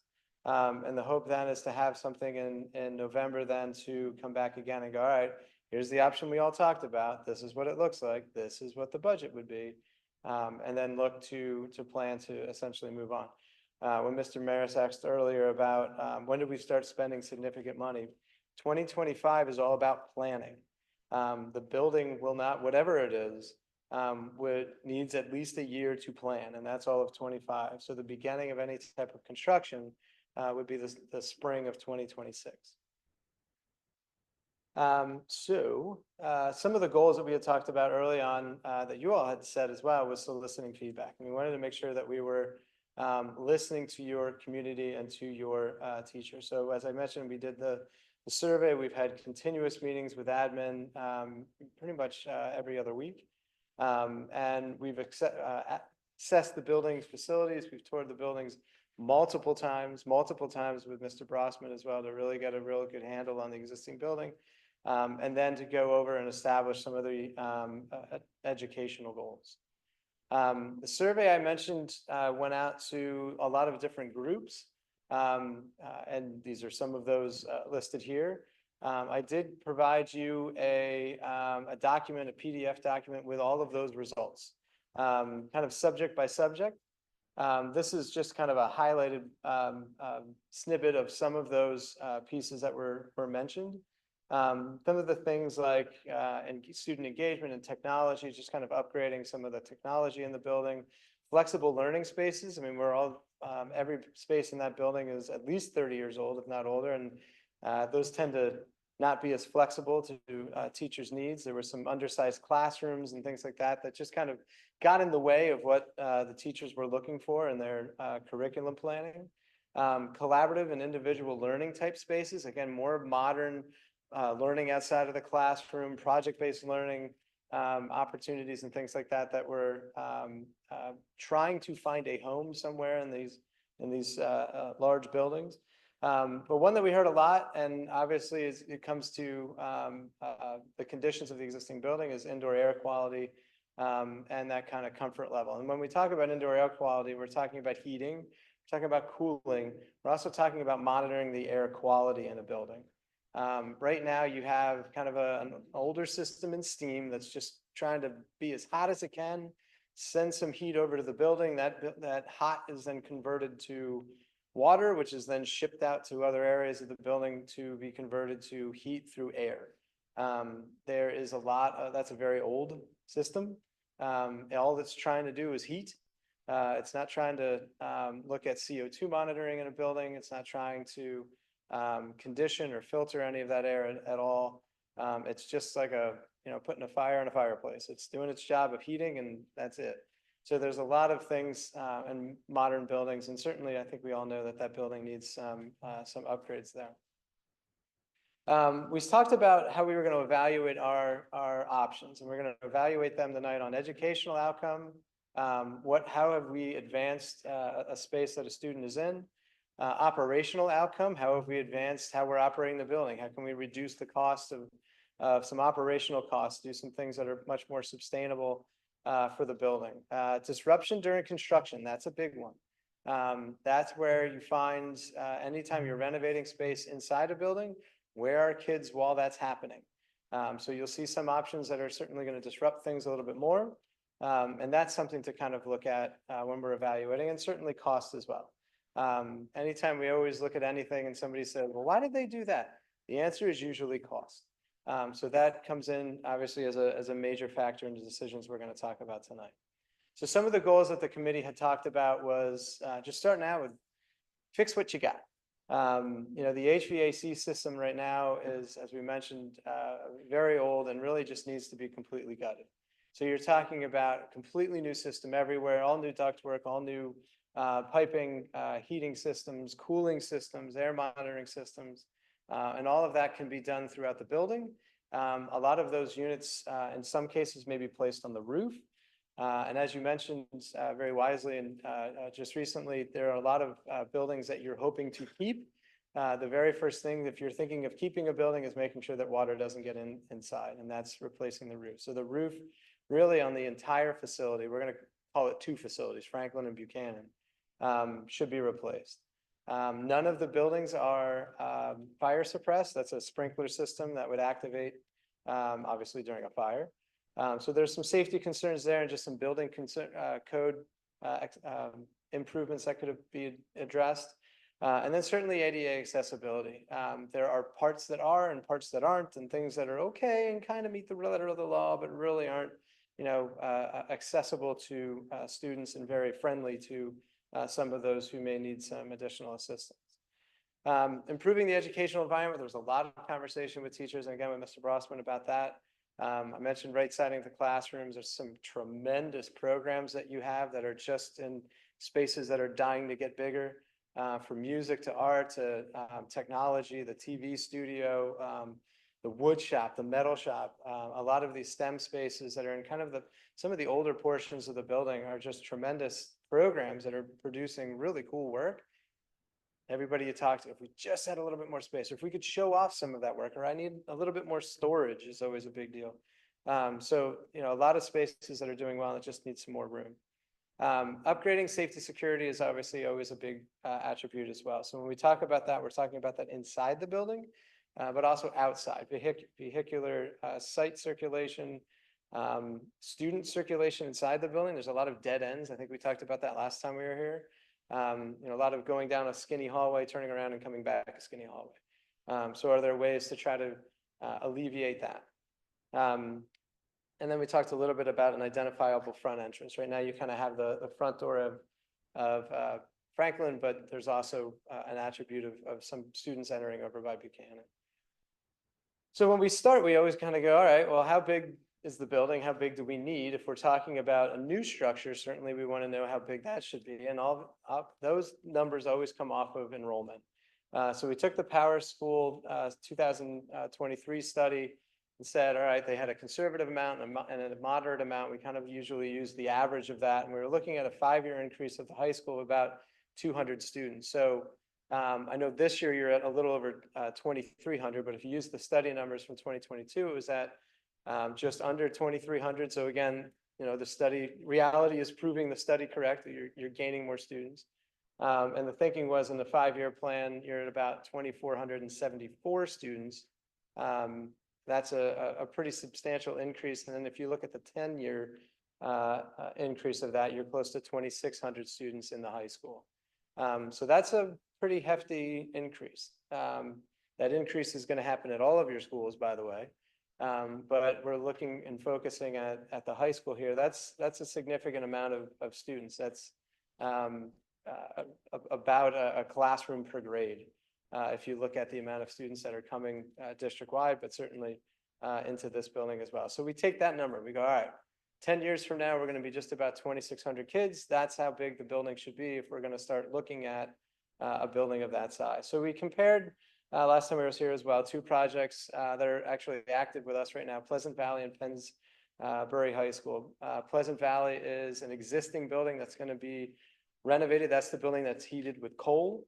We're going to renovate every building, every space. Everything's going to be new lights, new paint, new everything, but the building essentially remains the same with a few additions, a front door, some team locker rooms and things like that. So some specific things to them, but essentially you're taking a really big building and you can expand it a little bit more. And the number to kind of look at there is square foot per student. So if you're at about 255 square feet per student, that's big. That's a big building that's getting bigger, but needs to increase its size in order to solve some of the other problems it has. And that's kind of typical sometimes with a existing building. When you're building brand new, you can start everything kind of perfect. We can align everything perfectly and kind of start over that way. So Pennsbury is looking at close to a 500,000 square foot building. And that's averaging at about 190 square feet per student, which is a pretty good average. That's pretty efficient.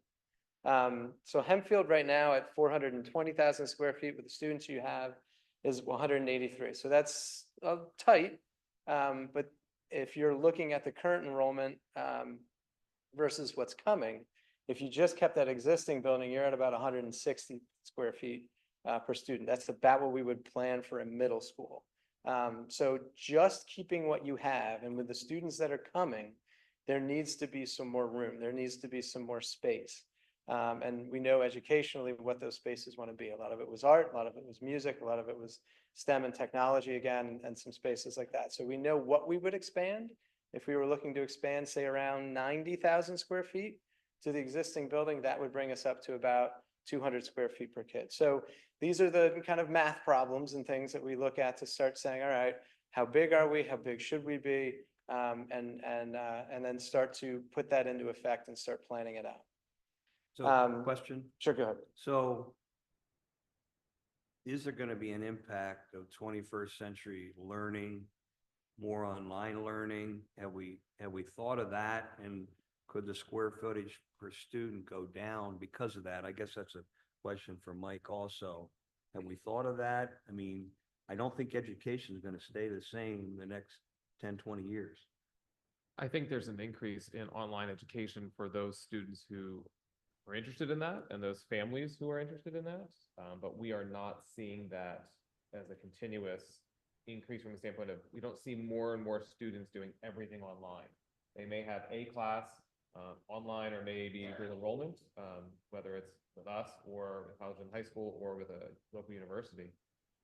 So they may not necessarily be in the school the entire day, but I still see at this point, given the traditional side of public education, a larger demand for the brick and mortar. The question is, how are you using that space? And from a planning standpoint, it's my opinion, and I know we've had conversations on this, whether you do anything in schools at this point, renovation, build, you need to think about the versatility of space and not building something for something so specific that you can't turn it into something else moving forward and be adaptable to that space. And that's what I think you have to start looking at, is how flexible can we get with the use of space we have.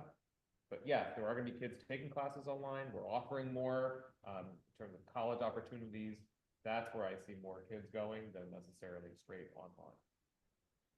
Because whether it's new, renovated, this is probably going to last us another 30, 40, 50 years. Is that a correct statement?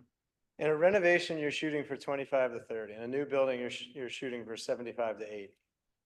So you're trying to keep aspects of your building. Anytime anything's over 75 years old, that's when you start, a bit more of a heavy evaluation.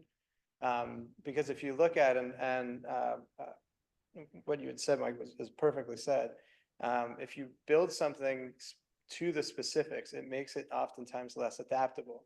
Think about the Franklin wing. You have a 2-story wing of very small classrooms, double loaded corridors. Those were built for a time where you're going to pack 40 kids in a small room and you're going to teach them something on Monday, quiz them on Friday, start the process over on Monday. It was much more lecture style. It was not the integrated technology-driven design that educational platforms that we see today. So that space, that part of the building is very inflexible because of the walls that are there, the size of those rooms. To move English out and move art in, that's way too small, and it's a very small ceiling. So some of the things that we were looking at there was the examples that we shared last time of taking 3 undersized classrooms and making 2 classrooms that are a little bit larger. Now, those rooms are kind of long and skinny, but that'd be fine. But that's a way to try to make that adaptable to today. But then you're losing a classroom or 2, or you take a wall out and say, all right, here's where some of the English Commons is going to be, because I want those kids when we're working and say, hey, you 2 go out, work in the hallway, take your laptop, work on something, come back in 15 minutes. So they need a place to go that isn't just sitting up against lockers in a 10-foot wide hallway. So that's where the way we've been able to adapt those types of spaces is by taking walls down, and thereby you're losing classrooms. Now I got to go make up for that someplace else, and that's where expansions come in. Mr. Wagner, you had a question or comment? I do. First of all, can you all hear me? Yes. Okay, perfect. I think I'm curious as to how you arrived at the optimum square feet per student, right? So I think before we get into the conversation of online learning versus not, or the future, how do you even arrive at that number? I mean, 200 square feet per student? I mean, how do you get there? What is what's the equation to get you to that number? A lot of it is a bit of an industry standard. You look at a lot of high schools across the country. We're studying a lot of that now with Pennsbury because they are building a new school, and that's a big one. Are we building too small? Are we building too big? So we've looked at high schools across the country of about 2,800, 3,000 students. They're even bigger than that. We actually just came back today from visiting some schools that are relatively the same size of what Pennsbury is looking at, because they're worried that building's too small at 190,000 square feet. So we were coming back from schools that service the same amount of kids for 600,000 square feet. Huge, big, wide open schools. So I think 190, 200 is kind of this, let's call that an average, but I think that's a very efficient number when you look at a lot of other schools in our area. When you guys saw Avon Grove and Lower Moreland, that's at about 180 square feet per student. Another new one in the area at Upper Marion, that's about 235. Beautiful school, big, wide open areas, but that's why that's 235. So that's a little bit larger. So this is a number that I would consider, we were joking that this is Pennsylvania conservative. A lot of other states would be a lot bigger than 200 square feet per student, but this kind of fits within our Act 34 limits as well, and gives us a school that's still state of the art, still provides a lot of those exciting spaces, but isn't just overly big to be overly big. When we get into the costs, which is what we're about to jump into, everybody's first question is going to be, hey, that's great. We'd love to have more new, but how do we make that less expensive? To make it less expensive is making it smaller. So if we take 200 and when 200 becomes 180 and then 165, well, now we're right back to almost where we were. So we built some new, but it's still too small. So that's a good average that we feel is again, you look at Pleasant Valley, that's going to be at 255 because they're big, and to fix what they needed to add versus a brand new building that we could start from scratch, essentially make, we'll call it perfect, at 190. So I think for somewhere of again, being conservative, considering taking the high school that you have and expanding that to be at about 200 that's going to be a good challenge for us. So I hear Mr. Bremersky, it sounds like the conventional schools are going to be around for a while. And so we're not expecting that. Does making the design more versatile, does that save square footage per student? I would argue that being more flexible and adaptable is making buildings bigger. So I guess my question is, our 163 is way, way low, or 183, no, 163. And we go up to 200. I'm thinking, wow, we're going up, 37? And you know. Yeah, so if you look at that average, just the feel of the building, right? If no one's gonna understand, walk through a building and go exactly, know how much square feet they have. Yeah. But if you look at the comments that we received, in every one of the categories, music or art, everything's too small. So if you start and know that, all right, at 183, which is how many kids we have right now in the building that we have right now, everything feels too small. Now you add more kids, it's gonna feel even smaller.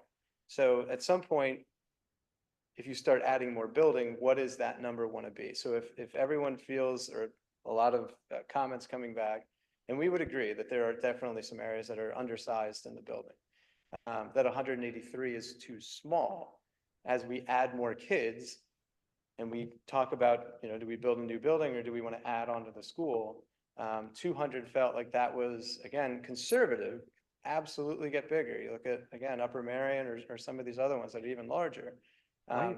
We don't want to go through a big project, add more kids, but still stay at an atmosphere that still feels undersized. So I'm missing something. Is the Hempfield 183, and why is that one? So the 183 is how many kids you have today and the building Oh, that you okay, have today. The 163 is red future. is Okay. 2020, Future. 2032, Okay. sorry. Gotcha. Okay. So that- Am I, Go ahead. sorry, am I correct in assuming, I mean, there's no doubt student population plays a huge factor. Is that the number one contributing factor to size or square foot per student, or are there 2, 3, 5, 10 other factors, right? I mean, like, I think, and maybe I'm wrong, I think about it this way, like, if Hempfield has 36 extracurricular clubs and another high school has 17 extracurricular clubs, and we all have the same amount of students, we're going to need more square footage than school two, are we not? There's got to be a number of contributing factors that play into this, right? So I guess what I look at is, so Pleasant Valley or Pennsbury or Upper Marion or whoever we're looking at, is that apples to apples? I got to think there's a lot of contributing factors that would go into figuring that out, right? The reason I ask is because I know that we have a lot of clubs, we have a lot of extracurriculars, we have a lot of things going on in our school, as I'm sure most schools, if not all, do, right? But the last thing I would want to do is say, yeah, it's 190 to 200 a kid, square feet per kid. Then we realize that, oh my God, this should be like 250. You know what I mean? Like, I just want to make sure that I understand that piece. I don't want to get in the weeds, and I'm not trying to throw nails in the road. I'm just trying to figure out, I want to make sure that whatever we're doing it without regret because we didn't think of something first. Make sense? Absolutely. And you're right. You're absolutely right to say the two most contributing factors to that is the amount of kids and then the amount of program. So you look at your educational program, your extracurricular activity program and things like that. Those are the things that contribute to all of that. So if you have, certainly we start with the amount of students and you just kind of throw a number, and a lot of this is just trying to gauge. I mean, the next couple of slides that we're going to talk about is, okay, now go prove it. Does this work?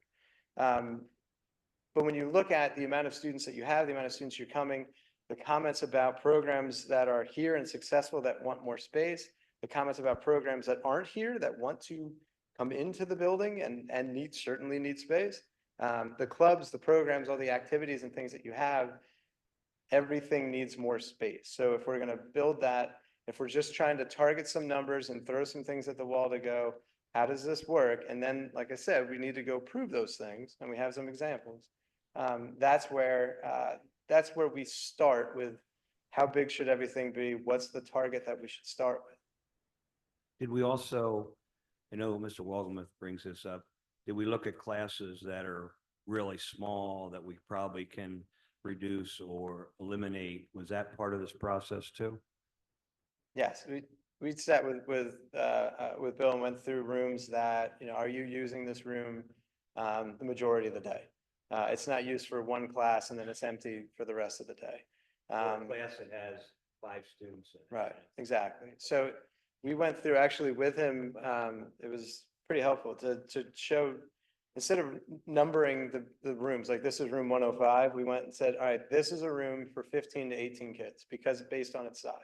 And here's a room for 18 to 21 kids. So as soon as you want to just kind of find the amount of kids within that range, Sometimes that can be difficult because a teacher is in a classroom and they want to kind of own that room. There's a big trend now in high schools to not have teachers having their own rooms. It's not one that a lot of teachers are big fans of. But in a way to reduce the size of buildings, you have 5 English rooms. Those rooms are going to be used throughout the day. You may have 7 English teachers. So what happens to the other 2 when those 5 classes are being conducted? Well, those 2 go to instructional professional planning centers. So now they're in a room where they have their laptop, they can check email, they can do their prep periods, but they're not in their assigned room. So that's a little bit more of a collegiate model, but that's another way to make everything a little bit smaller. Because otherwise, if everyone had its own space, now instead of 5 English rooms, I do need to build 7 English rooms, 7 social studies, 7 math. Now all of a sudden I've got maybe 10 more classrooms than we may need, so that everybody has the ability to have prep time in an empty room for an hour and a half during the day. Just for a frame of reference, a couple of the board members visited the Avon Grove High School, and I understand that's a smaller population, but can you share what that was per square foot per student? That was What- 180. What size project that was, square foot total? 320, I can get you those numbers, but it was about 180 square feet per kid. 180 per square foot? Yeah, so that is a very efficient building. That was a building that actually the target was set to be the minimum. They wanted to make sure that they were not undersizing the school. And so we kind of figured out what we thought the most effective, efficient, smallest number would be, and then go from there. So there's a lot of pieces to that building that were downsized.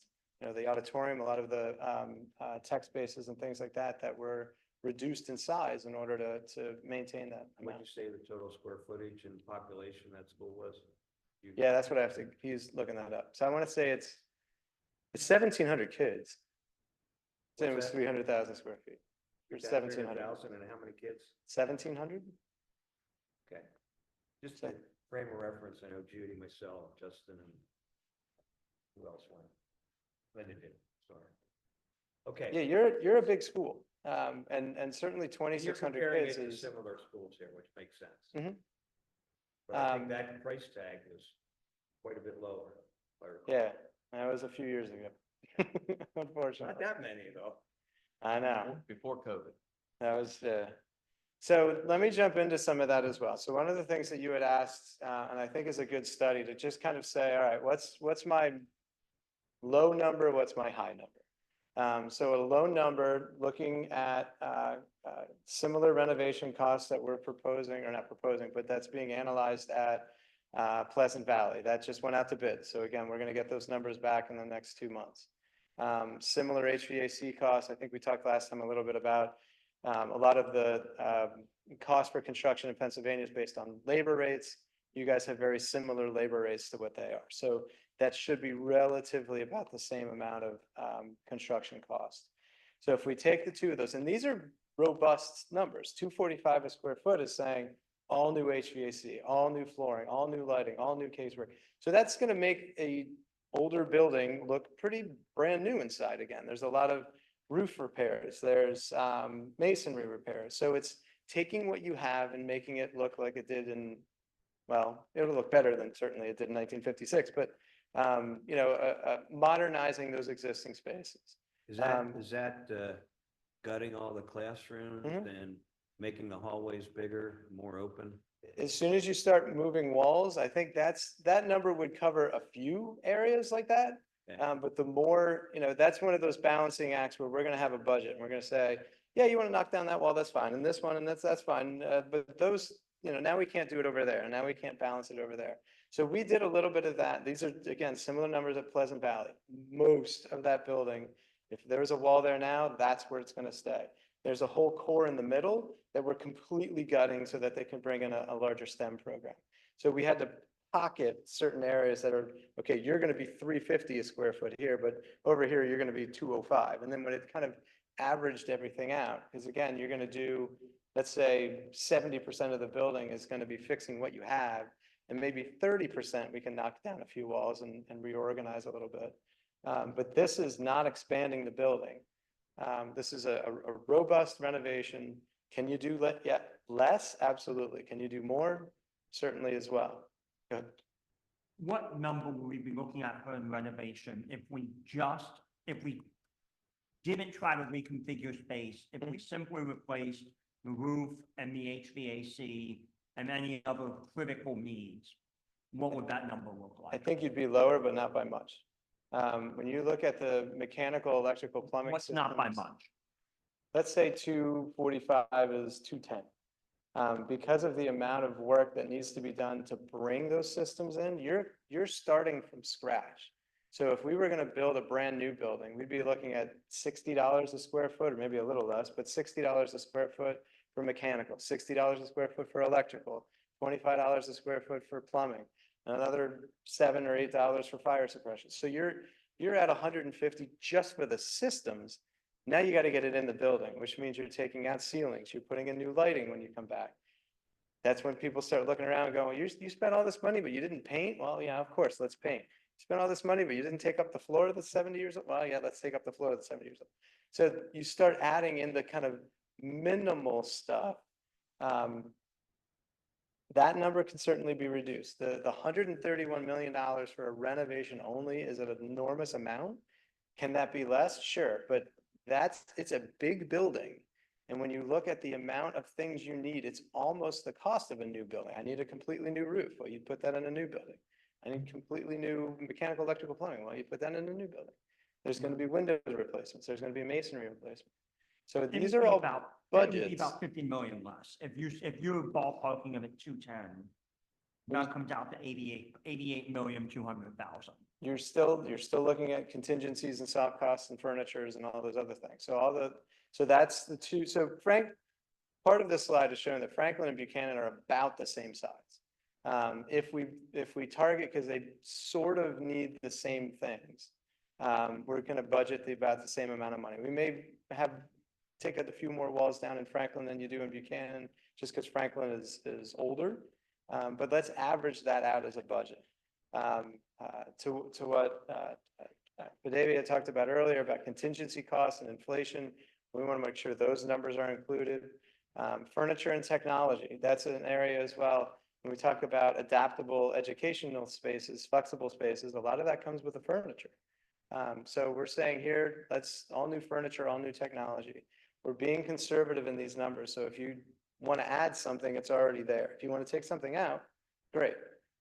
We can keep the existing chairs and things that we have. But these are conservative budgets that we're targeting to kind of show a substantial renovation, but a renovation in kind. We're not adding anything to the building.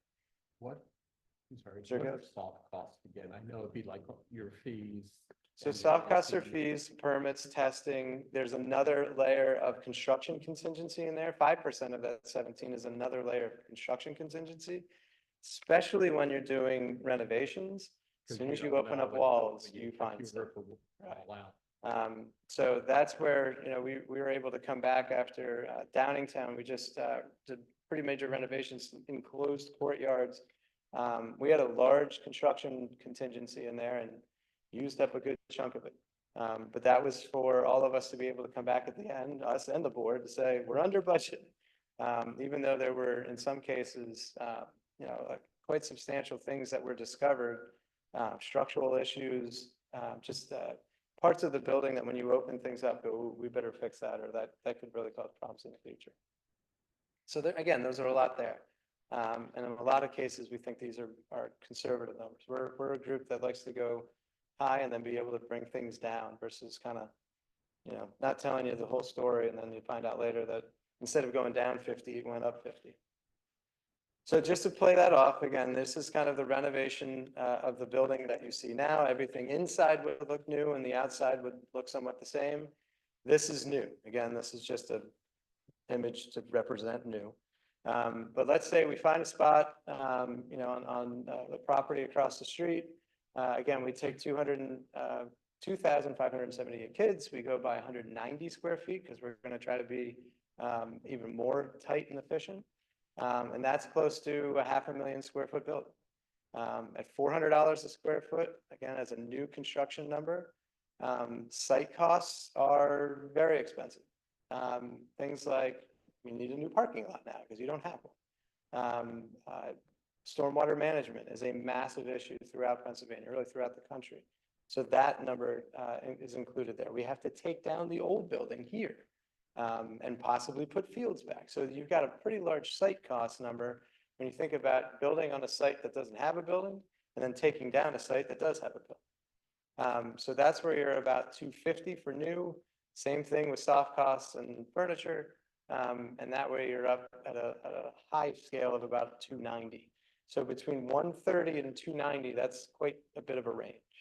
But that's kind of staying with what you have and considering building new. So what are some options in between? What are the soft costs again? What does that include? So that's, again, about a 5% contingency. So you're still holding a contingency amount within that. You're looking at fees, you're looking at permits, financing. So there's a lot of other costs involved, and that's a high number, and we can break all that out. But a big chunk of that is contingency costs. Again, in a new building shouldn't be nearly as much as renovating an old building. There shouldn't be very many surprises in a new building. But there's always a few things that come up along the way. Just curious if that, as the price goes up, if that percentage approach is always accurate, because a big project is a big project. That percentage maybe go down a little bit for the bigger project. You see what I'm saying? I'm thinking it's all the same permits and stuff. It's not, it doesn't really matter a whole lot that it's a bigger building, right? Right, no, that's a good point. The permitting fees are a whole nother story. So we'll put numbers in there for permitting fees. And then we always have that conversation with the local municipality.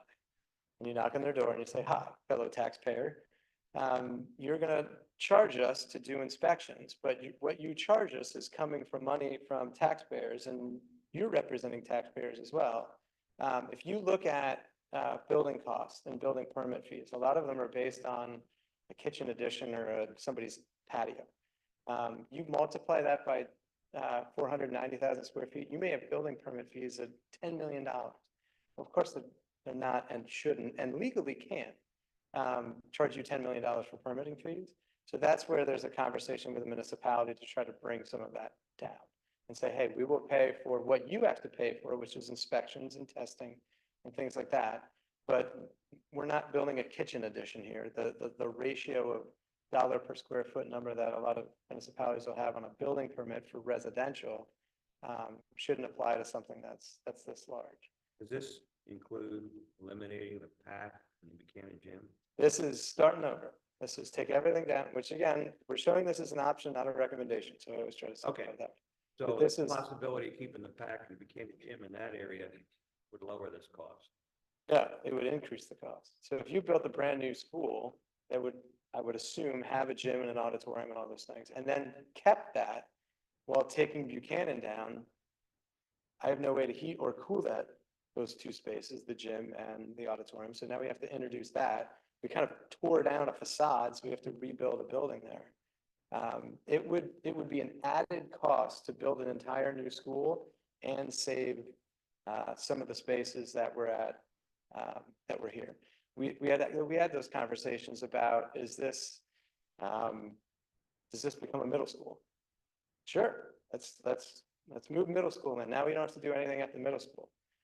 Well, I still have about $130 million worth of things I have to fix in the building, regardless of the age and what kids you bring in.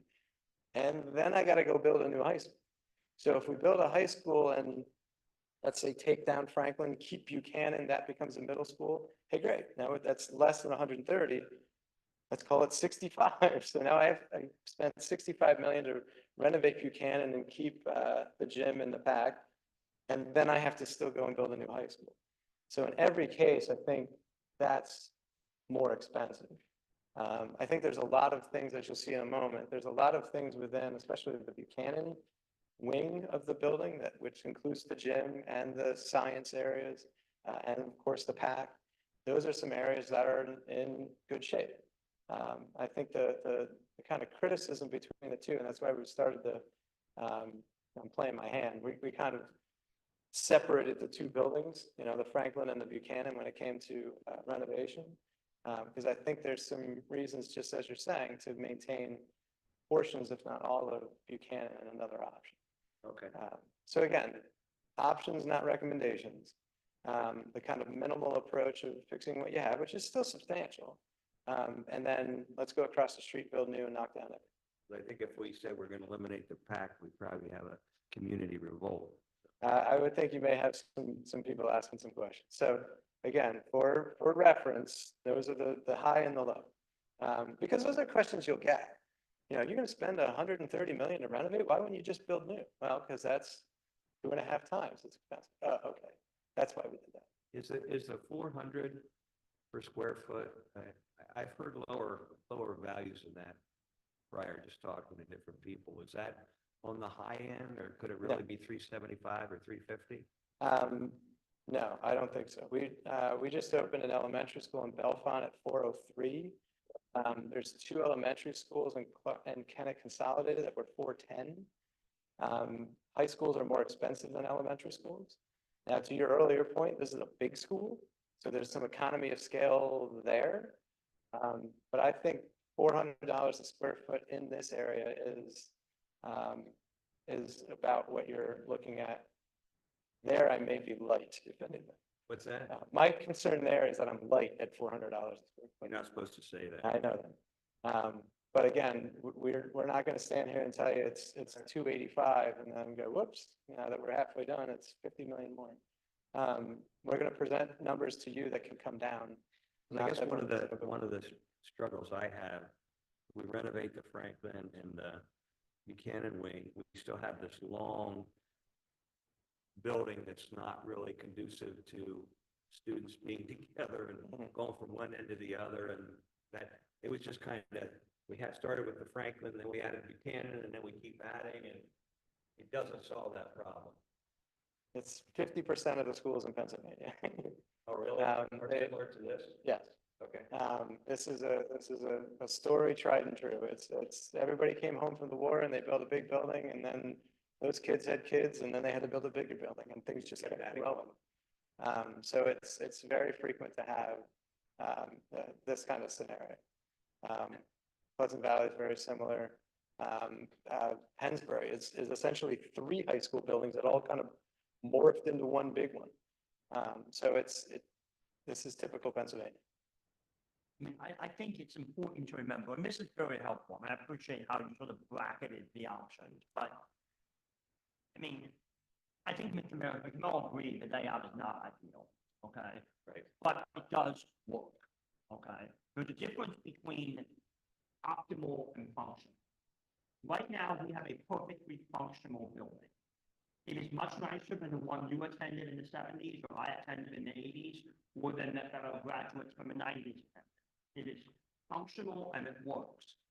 The reality is, we can't afford this without bankrupting taxpayers, without not honoring the commitment to our faculty and things like this. I mean, it's sort of, we're getting to the point here where we're shopping in a really expensive store that we can't afford. And we can sit here until the cows come home and talk about how all of these nice options. As I'm sitting here working through the numbers, I don't see how we can afford any of them, especially when you think about we're also going to probably need a new or substantially renovated elementary school, which is bordering on not functional right now. I mean, we have a functional high school. I think we're bordering not functional in at least one of the elementary schools. So I think we all just have to be realistic as we have these discussions. Well, I also think Mike's going to talk about some potential hybrid options and maybe some developments after our discussion tonight. Is that correct? Yes. Okay. So if again, we're trying to set the floor and the ceiling and just kind of give some perspective of things. So some of the concepts that we had talked about earlier, when you look at the site, you can kind of see the existing building there in yellow and the physical plant in white. Right now, that physical plant is making all of the steam. It sends it out and then shoots it into 3 areas in the existing building. So one of the things, come on. One of the areas that we had talked about before that we had kind of shown is building a rather large expansion onto the building. And looking at the size and the cost, maintaining the rest of the high school, we felt that that actually was just too big. That was about 150,000 square feet. We don't feel we need that. It was blocking certain areas of the school. We said, all right, we like the idea maybe of turning the front of the school towards the baseball field, but maybe it doesn't need to be that big. This was an idea of kind of doing that, taking that baseball field away. Obviously, when the building is converted away from steam, the steam plant can go away. So the campus idea here was nice, with parking to the right-hand side, essentially where the baseball field is, and the blue being kind of the new new front door of the school. Kind of a smaller version, we were calling this expansion medium, was maybe adding a little bit of an additional admin space to the front of the school up by Franklin. That's the little blue guy up there. But a smaller, large blue area off of Buchanan. Same idea of having some parking spaces there. What that blue is also doing is providing a new front door to the PAC as well as the gymnasium. We tried to do that again by going even smaller, saying, all right, well, let's keep the one at the front door. Let's make the one by the athletic area even smaller. Maybe we add a little bit of something over by where art is now to try to create another circulation circle to kind of keep things moving there. So we kind of called this one, adequate size, and said, well, maybe we could do this. This may be a shared parking lot there, the main parking lot going into the front of the building with a practice field, or maybe we just want to replicate as many parking spaces as we can from the lot that's across the street. Again, we're talking about site safety. The more students and faculty and visitors we can get on site, then they're not crossing streets. So we said, all right, the practice field was nice, but we probably feel we'd be better served with just a larger parking lot. So turning the face of the building, maybe having this as the student entrance. So instead of Buchanan off that bus loop area in the back, this is now where students come. This is where they're checking in. Franklin can still be the front for visitors. Maybe that's where the principal is. So we're looking at kind of this adequate hybrid option of expansion. So we didn't take anything down.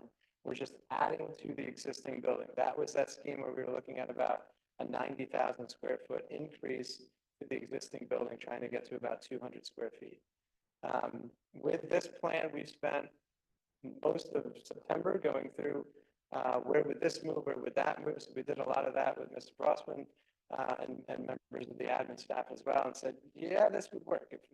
If this was new here and that was renovated there, and this could stay the same, this is the plan that could work. So we wanted to make sure that we were vetting this with a real design as well along the way. So this is the idea again of kind of taking that. So we looked at 96,000 square feet at that $400 number again, and that's about $50 million worth of new. And then we're renovating the rest of that building. Now we're choosing to reduce that number down to about 245 to make that a little less expensive. So the more we build new, maybe the less we have to kind of blow up in other areas.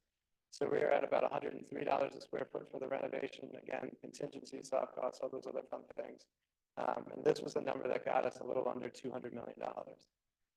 One of the things that I see here is the investment in new versus existing. We started talking about, man, we'd really like to be spending more on new and less on existing. Can we pull back that existing number? Can we invest that dollar into new more often than we're investing that into existing? So we looked at areas where if we're keeping Franklin, we still need to have an HVAC system in there. So if we look at that as maybe that HVAC system only option that we talked about earlier, maybe Buchanan gets a few more dollars. That's a way to maybe reduce this cost a little bit so that we're investing a little bit more in new and a little bit less. Take that number of 50, make that 55, and maybe that 103 becomes 80. And that's a way to reduce this number a little bit by adding a little bit more new, taking away a little bit more of renovation. But this is kind of an example, as I said, of adding to the existing building. That blue in the bottom of the screen, the athletics and PAC entrance, that's a 3-story building. And the academic addition up there in the middle is a two-story building. So those are tall. We're building them up. We're stacking some space on there, but we're trying to keep the footprint small. But that's about what that option could look like. This option.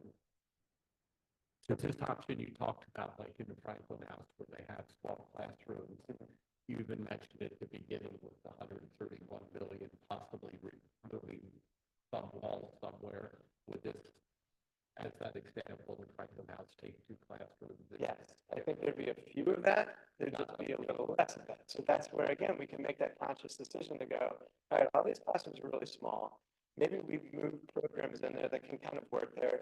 You know what, maybe on each floor, in one occasion, we take 3 on each floor and make them 2. So we're gonna, on each floor, we're gonna do that, stack it there so that we have some adequate, but we're not gonna do that a lot of other places.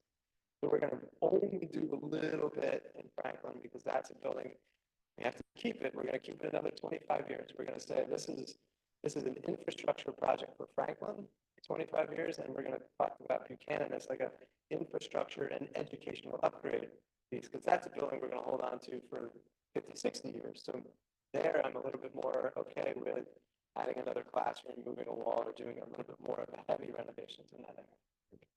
Thank you.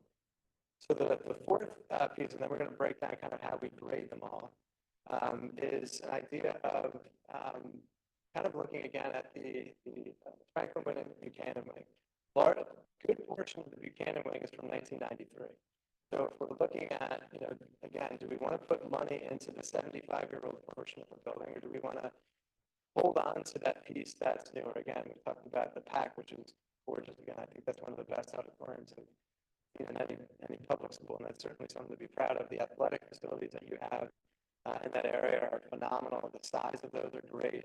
The Buchanan wing is a building that we can work from. If we look at building a larger addition and saying, all right, let's take Franklin away. They're about the same size, so we have to rebuild it plus a little bit more because we're looking at you know, the additional students coming. This is a project that would happen on its own. You build that addition, you move the Franklin kids into the new addition the Buchanan kids into the new addition while you renovate Buchanan.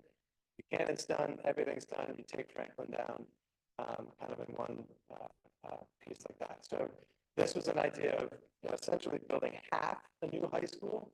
Franklin goes away. You build the drop off now off the road that's your current front entrance. But now you're coming into the new front door of the brand new building. We could have a bus loop in the back. You could still have the bus loop around the old Buchanan side. And you certainly have the access road to the east as well. So this is half new, maybe that middle ground. So now what we're spending money on is all new art, all new music, all new tech, because that's a lot that's what's in that Buchanan wing. The science lab, I'm sorry, in the Franklin wing, the science labs that are in Buchanan, they're in good shape, they're good size, they need to be renovated, but they're good size, let's keep them there.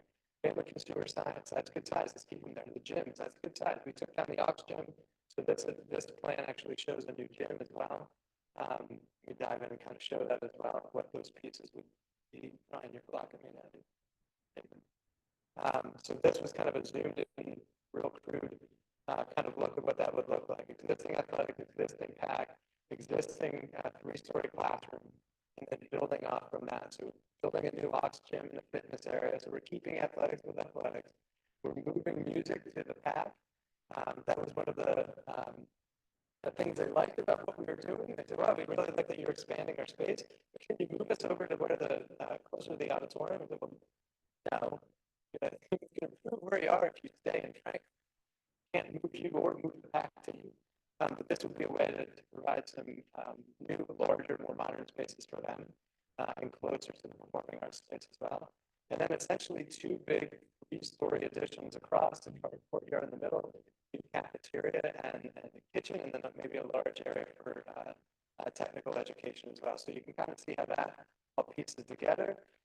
A lot better circulation now. We're kind of getting a circle around Buchanan. We're coming into our new kind of entry commons in the middle, a nice big circle around in the 3-story space that's new. Everything is kind of focused on what would be new at the front door. and then utilizing the rest of Buchanan as we renovate that space. So you can kind of see then that line of the 2028 edition. We were joking, you could pick, pick your American hero that you want to name this one after, and link that with Buchanan.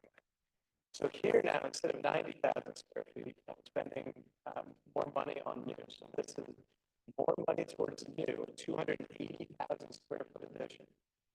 So again, we're building a little bit bigger than the Franklin wing is what we're replacing. Buchanan wing, again, we can pull that number down a little bit. Again, the more new we build, the less big, taking down walls and things in Buchanan. Contingency, soft costs, and all those other pieces to that. So now we're a little over 200 again. But this gives us a bit of a range now between that 130 and 290, where we've got one that's a little over under 2, and one that's a little over. I ask a general question? What are the risks of the 1957 Franklin? As far as, is there any structural, any concerns that it's that old, or is there no concern about having that old of foundation? I just want to understand, is there any risk with keeping the Franklin? There's no risk of it. Structural issues as far as capacity of the building staying up. What you're doing is you're putting a state-of-the-art HVAC system into a building that was insulated in the 50s. There's not a lot of insulation. So we've got a great engine and an older, skinnier body. We'll come back with specifications. It'll be a great cap on top of anything, but you still have, kind of an older skin. Part of the renovation cost did include masonry repairs, which are needed. It's a 70-year-old building. But there'll be more. There's no maintaining it other than it's not as efficient, both energy-wise as well, and you're dealing with the educational challenges that you already know about. So this would be a conversation. If you renovated that building 25 years from now, somebody's going to go, all right, that was renovated, that's great. Now it's 100 years old. You really want to put more money into this. So again, that building can absolutely last 25 more years. It's just the lack of efficiency and living with the challenge. Just through that, the structure of the 25 years remodel, like any other building, like new HVAC, new roof, and things like that. So in 25 years, it's not about the building. It's going to be, it needs to be maintained. Well, 25 years is, you would need another new roof. And what you're going to right. It's cool. They actually are. That's the HVAC system. They need the air handlers to be replaced, but you have the infrastructure and ductwork and all that other stuff. So that would be less expensive certainly to just go out, the air conditioner at your house. 25 years, you got to replace the condenser, but the ductwork's all there. Just plug it in the condenser. So you're doing that, you're spending a lot of money in it. Again, show that's all there. Get it. Skinny corners. Things like that.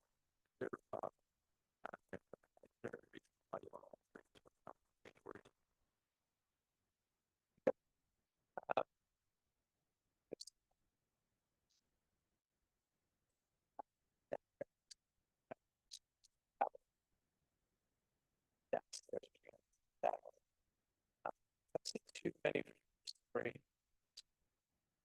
But you certainly could. And what that do is reduce the footprint, reduce the amount. You stack things like that. It's just be a question of, is it okay if I get down, flip the stairs, get down, to get downstairs? A lot better.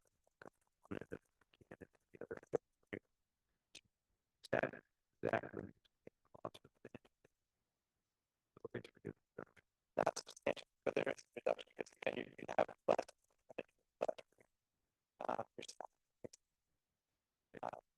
say that, you know, some of it's typically.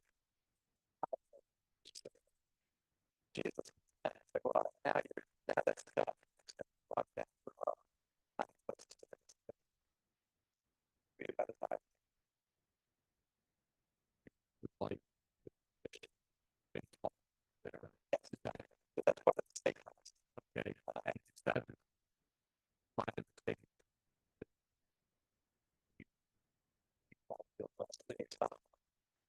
Yeah.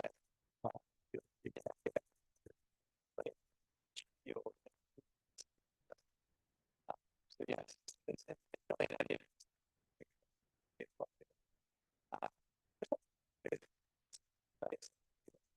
just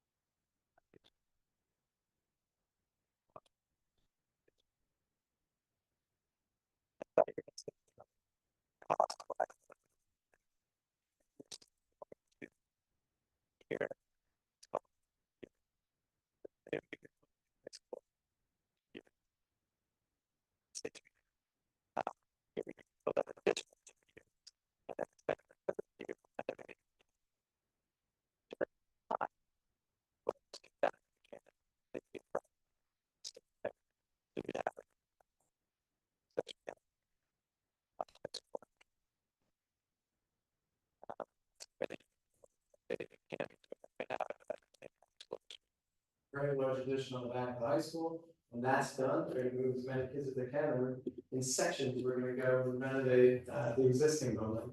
And then when that's done, is when they're moving more kids in. So that would all be done to reduce, those are the four things we're gonna have to judge in a second. Construction, disruption, educational disruption during project, that will greatly reduce that versus a renovation where you're gonna have to be doing work in a building where students are, because there's no place else to put them.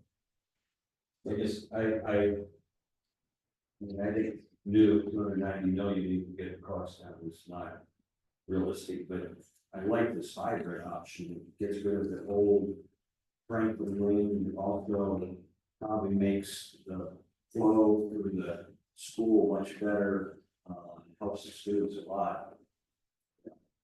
And we get that 230 point down and over.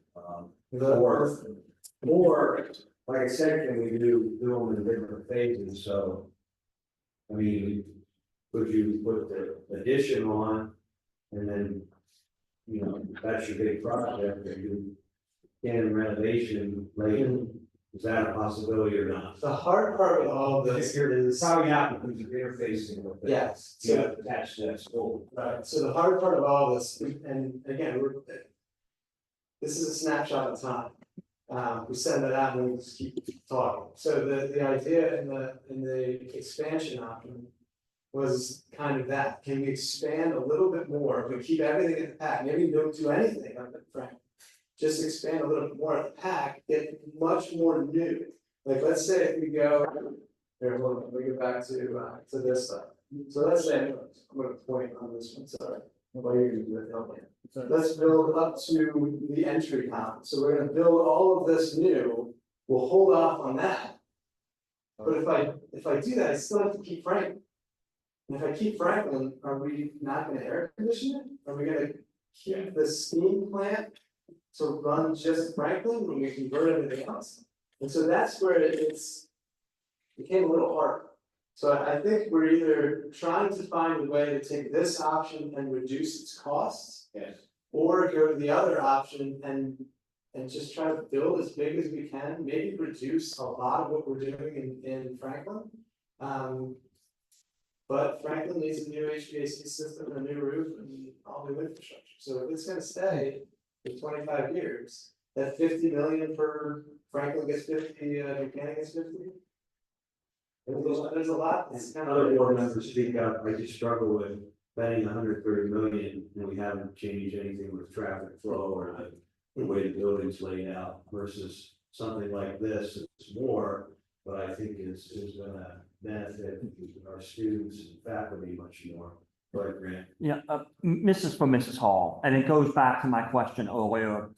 When you look at the bond projections over the next X number of years that we've already done, and I don't know if you can quickly pull them up or not, but those tax increases that are built into those bond projections, how much new money is that? Now that we've established that the earlier presentation is already fully funded. What we had done was 150 million, that's where we started. How much? 150 million. Okay, 150 million. And that, okay, that's what I thought. Are we going about this exactly the wrong way? Like, your work is terrific, and I'm very impressed, and I like what we see here.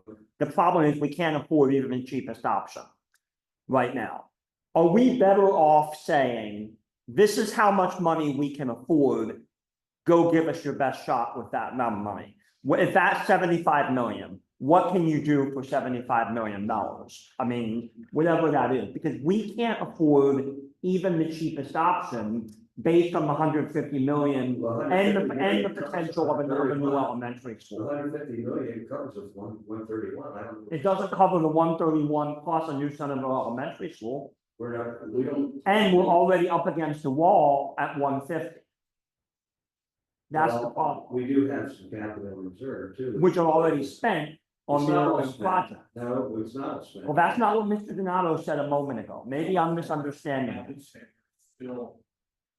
All the rest of it before it was still $8 million. $8.5 million was not spent in that previous presentation.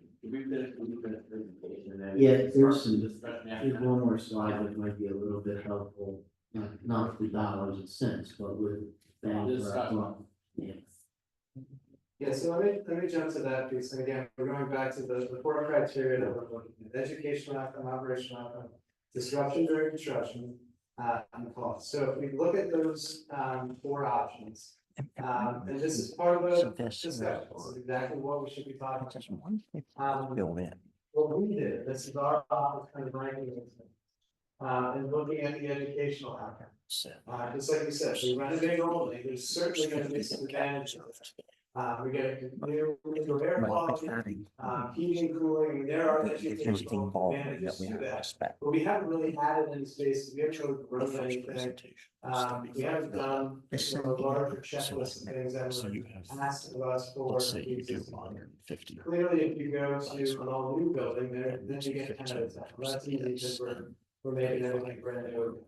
And you can kind of see the revenue expand, you know, that number is pretty young, you know, again, we're trying to judge things with one wing the lowest. You can kind of see there, you know, pretty obvious, the more you spend, the more you get. You know, the difference of renovation only versus even just the replacement of Frank. When we talk about operational outcome, we're gonna get an all new HVAC system, but we put it in an older building, and that's kind of what we were talking about earlier. You know, you're putting a Ferrari engine in an older car.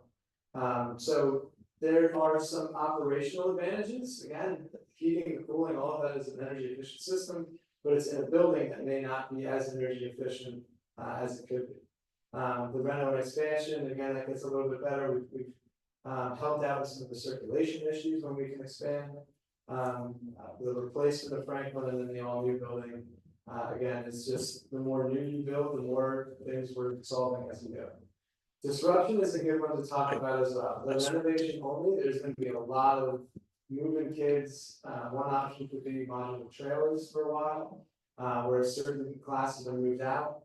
We may take, one end of the Franklin wing from one stair tower to another on 2 floors, close that down for 8 weeks, 12 weeks, while everything in there gets cut. That's 3 years, maybe even 4 summers, to do a lot of work in the summer, hatch it up and then work on a little bit of an area during an academic year. Then over Christmas, we move teachers and kids, and then we work a little bit more over here.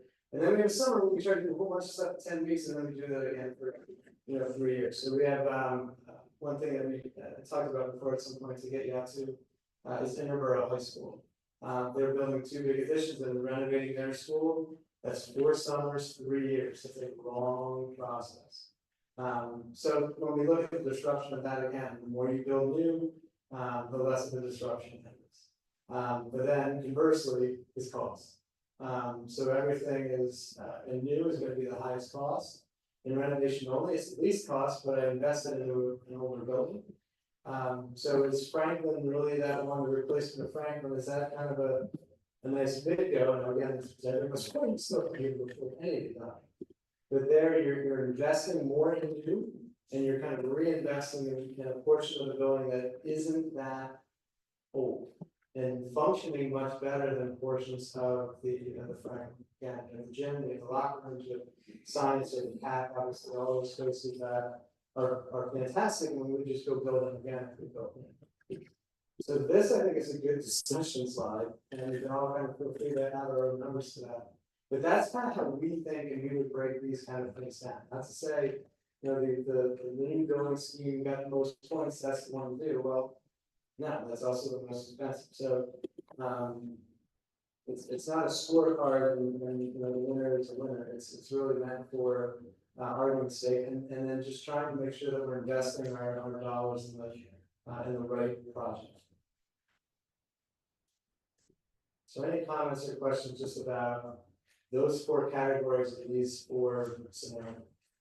I think I just have I don't know if you can ballpark it by percentage, but what kind of efficiency savings would you predict, maybe the delta of it over just renovating Franklin all the way down to rebuilding? I'm thinking energy efficiency and things like that. Yeah, I mean, there's certainly in a brand new building, you're looking at a much more energy efficient envelope. But if you're trying to pay for that by building a new building, that's not gonna happen. So if your energy costs go down 10%, 20%, that's great. But that's not 290 million. Right, I was just trying to say. But there is a big, there are certainly savings there. We've done it in projects where we've removed a building that didn't have air conditioning, built a new building that did have air conditioning, and the operational expenses actually went down. They got a new thing that takes up a lot of power. But the new building was so efficient that it was almost a wash in energy costs from the older building that was only heated. So yeah, I mean, absolutely, a newer building is going to be, the building will function as a more energy efficient building. One of the positives that you have with a building like Buchanan is it is condensed, it isn't spread out a little bit like Franklin, so that center core is a little bit better insulated just because there's the building all around you. So there's positives there. Again, we're going to replace the roof, so we're going to put on a roof that we would on the old building, just like we would on the new building. It's really the envelope around that that you're leaking a little bit more energy, heat, or cooling, because of just the way the exterior facade is constructed. I'm correct. One thing that in different iterations of all this over the years, the savings not addressed at all, right? Yeah. That's one of the high priorities I think we noted more about, so that's an additional cost that we need to make sure we add into this discussion. Knowing to your point, knowing that we were removing the baseball field and knowing that building new baseball and that new softball, that's the only thing outside of the site is baseball and softball. I don't wanna be here all night, I know we can talk about this in one time, but I've been at this one spot from the beginning and I'm still there. It's not to say I couldn't change my mind, but I really lean for 3 major reasons to the replacement of Franklin at the 231. I do believe that is affordable and almost affordable, and that's something I think we need to talk about from a financial standpoint. But when you look at that option, you're looking at gaining a lot of the efficiencies that we're looking for. You're looking to get rid of a part of the building that is very old, and I think it is putting lipstick on a pig. It'll also decrease and minimize the disruption to the student education process over that 3-year period versus maybe a new building we can put it into will allow us to save some additional dollars in that 3-year time frame. I'm still there today, after your presentation. I think it's the wisest, smartest move for the long term of this district. If I'm looking short term, that might not be my choice, but if I'm looking long term, 50 years down the road plus, that's where I'm landing. And I do believe if we're financially. Which option? Option number, I call it option 3, replacement of Franklin, 231 million. Where is that money coming from? It comes from borrowing, and we will also begin to save, and we have been saving, and I believe we will be very close to being able to afford that and be able to afford that, and the stretch to do that in the long run will be worth it. Okay. We're not gonna gain the efficiencies that we need by continuing to spread out buildings, small hallways, and basically gutting the building and trying to get something new. It's gonna be, in my opinion, short-sighted.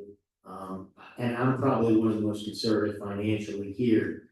I believe that's the long-term right plan. Now, I say that knowing that that might change, you know, and I'm not opposed to changing my thoughts, but that's where I've been and I'm still there.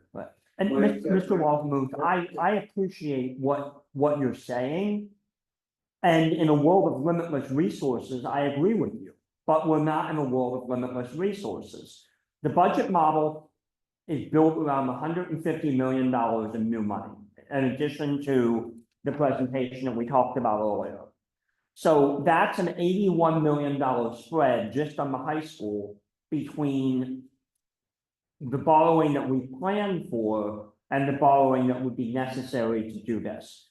We may or may not have 15 million left in cap reserve after this. So even if we have the full 15 million, that's still a $65 million spread.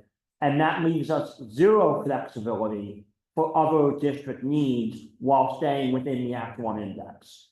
So that's my concern. That 150 isn't our max, and I would disagree that we can't afford any of these options, which is what I first heard.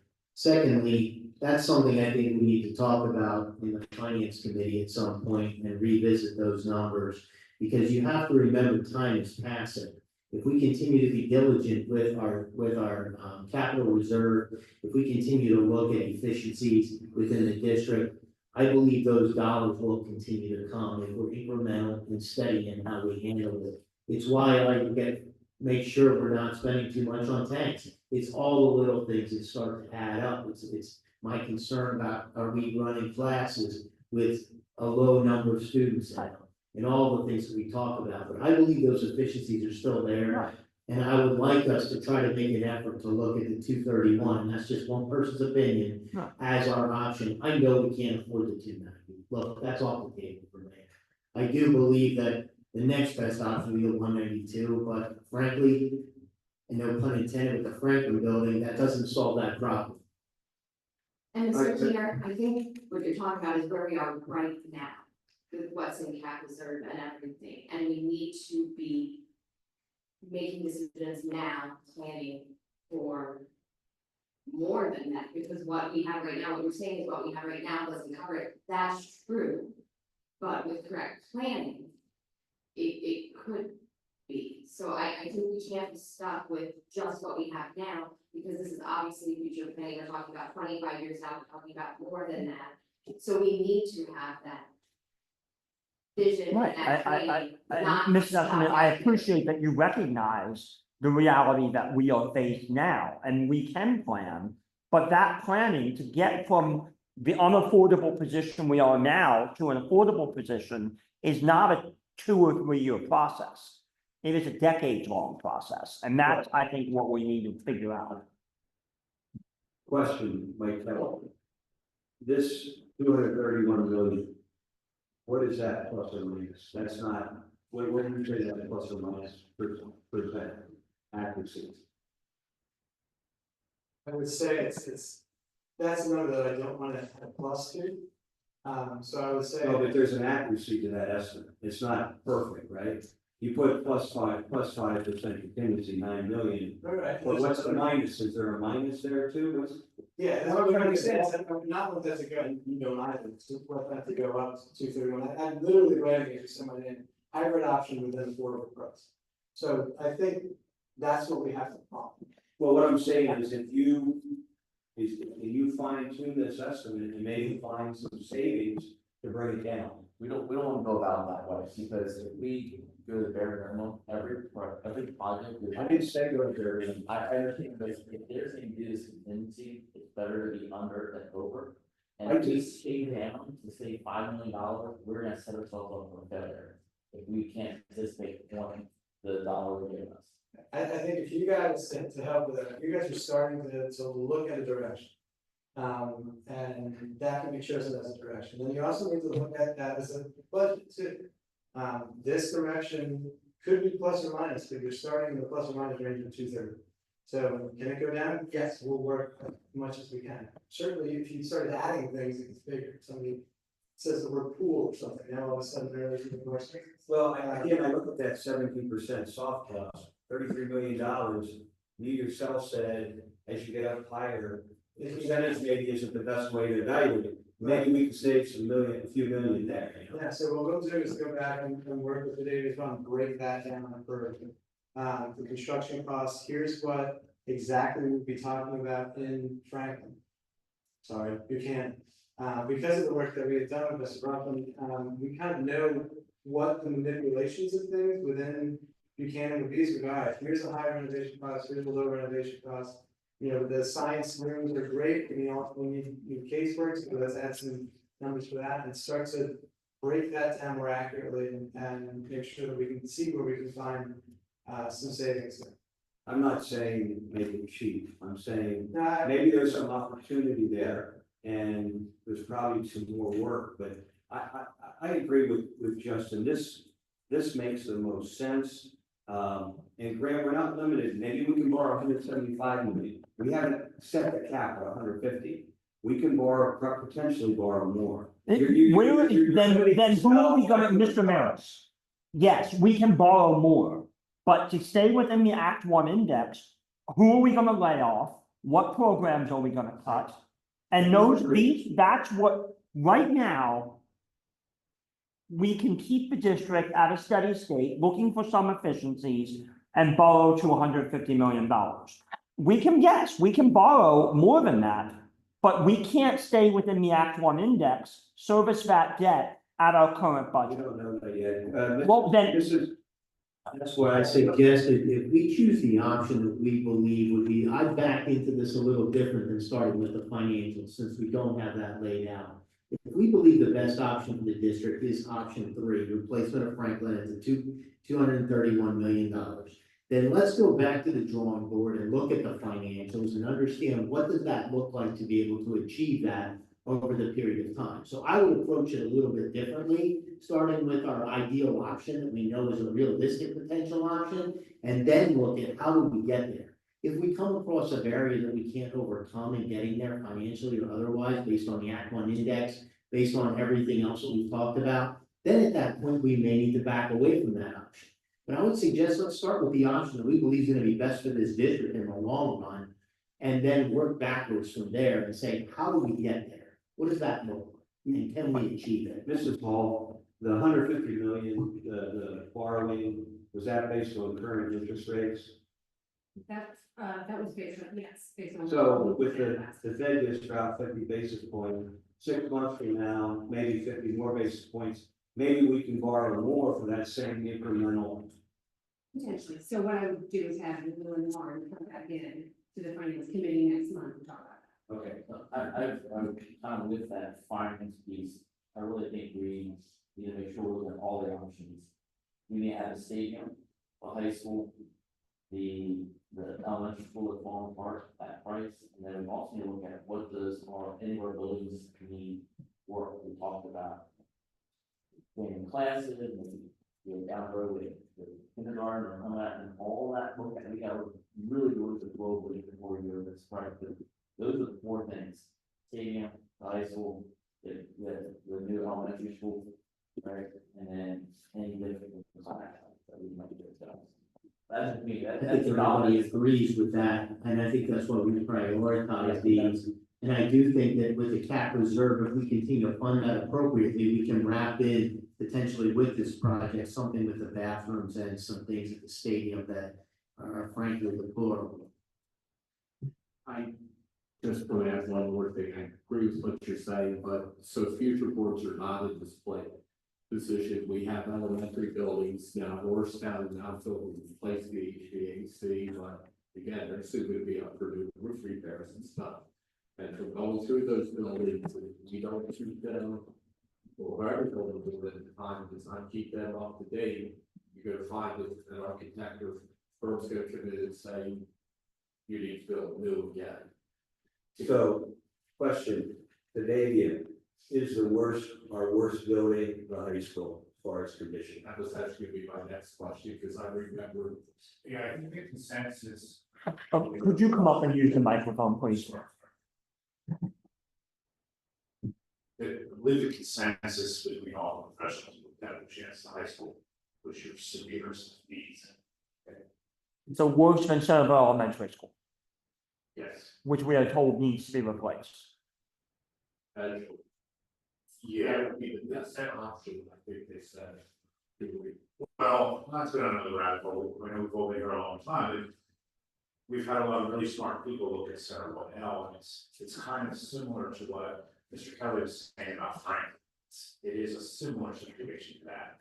You have this, you know, you're back to putting money into something that's really old and tired and worn out. Maybe not the best way to spend. But can it last 3 or 4 more years till we complete this project? I believe that's where we felt like, the group is let's get the high school figured out. Let's take care of the minimum needs to keep your other buildings solid and watertight and properly conditioned and dehumidified. And then let's tackle Centerville L. I think it was 500 years, what, 500, where they thought that we needed a driver. Yeah, there's no structural issues there or anything, you may have to put some money in. Probably look at roots, some of the, Right. those pieces, Right. again, similar to the language component. Yeah, kick that down the curb 5 years or so until the high school is all done, and you reevaluate your finances, yeah, you may have to put some money into it just to keep it. But it's not gonna last 20 years, because these bonds are gonna be 30-year bonds. So we have to plan for that in our bond purchase now. That we're good, because we have a maximum bond. Like, so that has to be part of the structure. So that's why I think what Justin was saying, we look at this financially from the borrowing standpoint and look at options. I mean, what are we telling the KCBA to go back and fine tune this option? Is that where we're at? Is that where the board's at, or all the options, or what? Mr. Mayor, I would say, along with those who've spoken, that I think that 231 million is the one that meets our needs and our future needs best. And that one as well, as you said, that's one where I would land, I'd like to at least investigate what our financial capability is for that. I do not have any appetite to only renovate, I don't think. That's to throw money down the drain, doesn't fix any of the problems.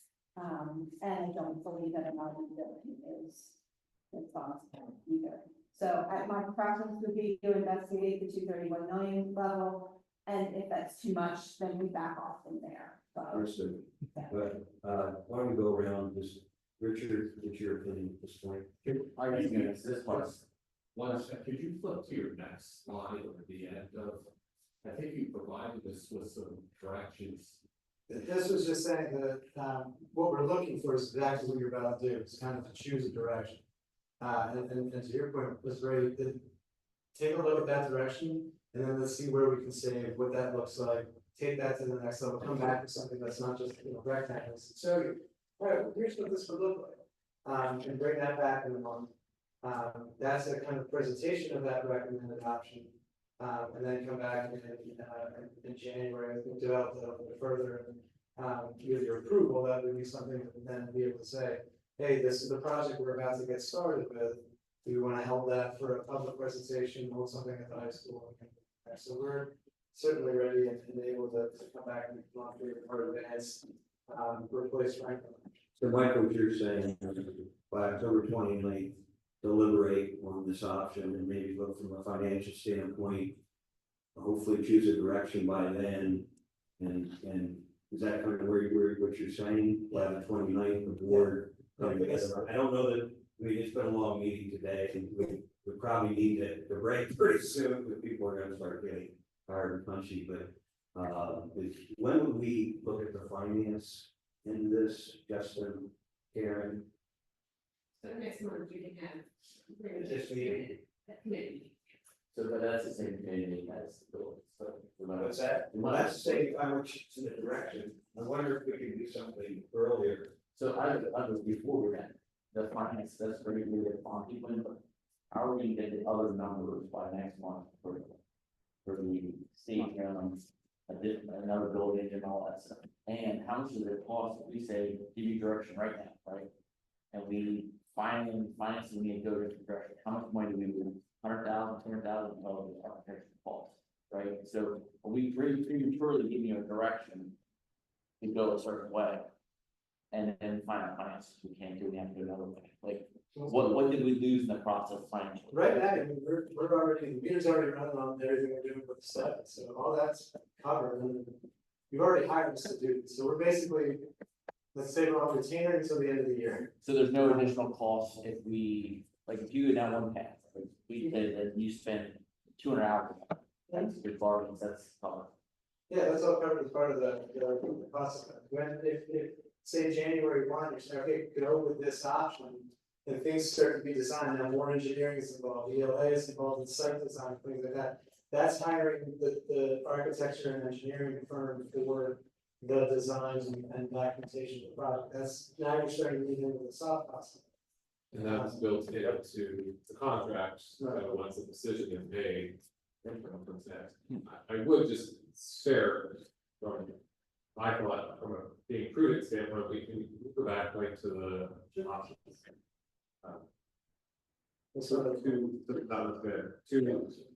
To really look to that point of not knowing where things are going to come in financially, because a lot of work internally was also done around the Brentwood span, and I think if you take a look at that, in addition to the replace Franklin piece with the addition, and you can really have two very different options that you should look at, evaluate, look at from a financial standpoint, also say, what does that look like to wrap in things like the stadium, other programming, et cetera. We know basically a approximate cost for running it only. But those next two, number 2 and 3, you're going to see varying options and what it really means. So I think staying open to the possibility, depending on finances and depending on how large of a scope, depending on what it would be on the impact, would be important so that you aren't stopping on one, going down one path too early to only have to then back. I don't disagree. This is what I am struggling with, and Mrs. Hall and the folks from, or the bond folks gave a great presentation about what the borrowing capacity was and how that looked. That's now been baked into the budget model for the next couple of years. So my question is, what has changed? I mean, I understand what you're saying, Mr. Walkermuth and Mr. Maris. My response would be, what has changed to those underlying assumptions in the 2 or 3 months since we got a presentation and agreed that we could afford to borrow $150 million and stay within Act 1 and keep other things at steady state? I don't think anything's fundamentally changed, and that's not how I remember walking away from there, that we could only borrow 150 million. I remember being a lot closer to the 230. So I don't think anything has fundamentally changed. I think there's maybe a need to review what is our borrowing capacity and what does that look like as some of our bonds fall off and others would start, and the timing of that. And so I think that was, if we borrowed money today, as it stood today, that 150 million, as I recall, was if we said all of a sudden we want to borrow money right now and nothing had fallen off, it changes till this project gets started and as we begin the project. So I don't think anything's changed. I think it's Okay. just misunderstanding All right. on everyone's part or lack of knowledge. I don't mean That's to not what I just heard from Mrs. Hall, but I could also have misunderstood her. When, So what you agreed to was to put millage in for $150 million project. That was not our maximum capacity. So we had two scenarios, $150 million and $200 million. And that was. There were options. Yes. And that is really the start of today. With every year we delay the project, that changes the number of this. That's gonna change some, which is off that. Right. For that. Because basically double the debt load, and if you started borrowing now, you're gonna have multiple years of the double debt load in the sense from where we are today, 2037. Current debt load goes off. And so you have to then start to look out what it's going to do financially, and that needs to be part of that discussion. But if you're solely looking at high school, that's one piece from a financial side. If you are really trying to look back on a broader scale across the district, that will impact potentially the path to go down. We haven't go.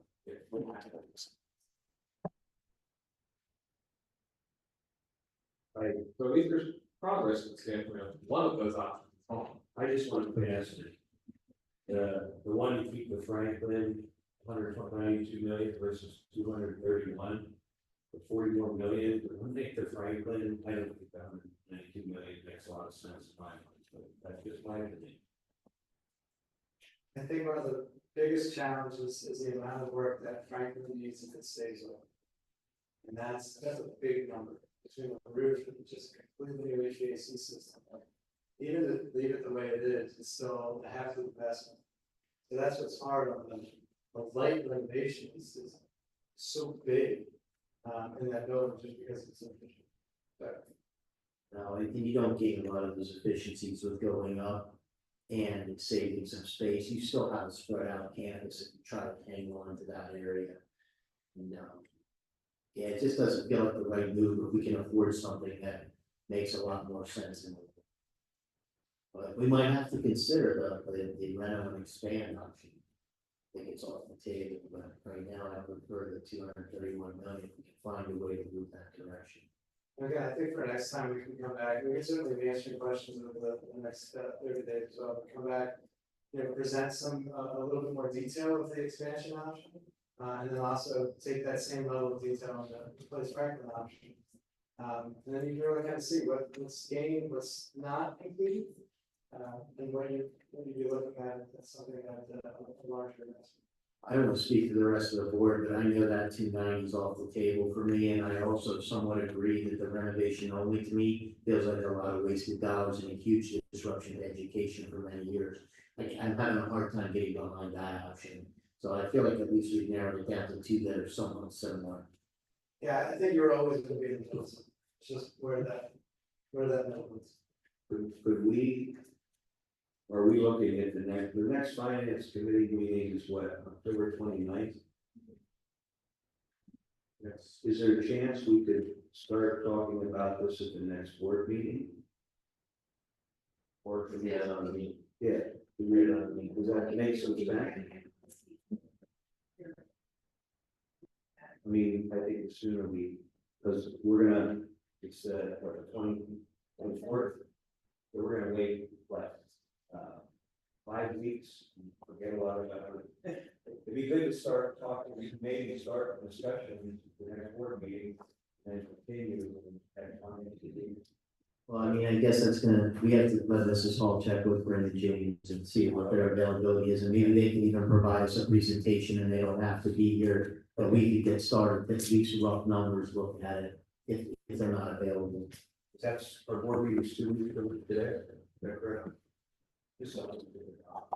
All right, we still have, we have much to do on finance.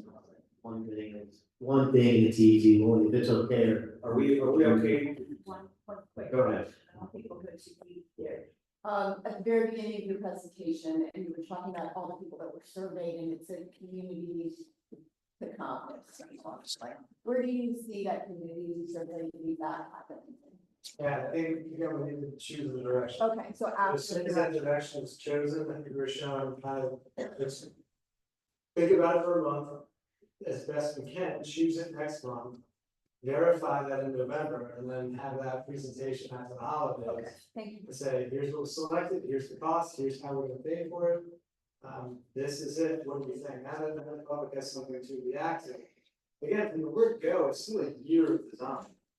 It's all of 25. So there would be, let's kick off the community in January and then one that quarter. So that would be the end of the rectangles would come later. Okay. Thank you. So I'll turn it over to Justin for finance committee. All right, we have one small item and it's fairly easy. Hopefully you get a chance to look at it. We have 3 contracts that will be coming up for approval on October 8th.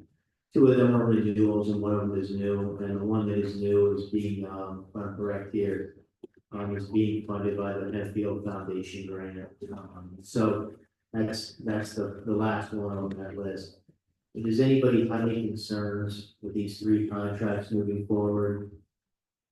All right, there is nothing else under finance, and you can see when our next meetings are, and they'll also be posted.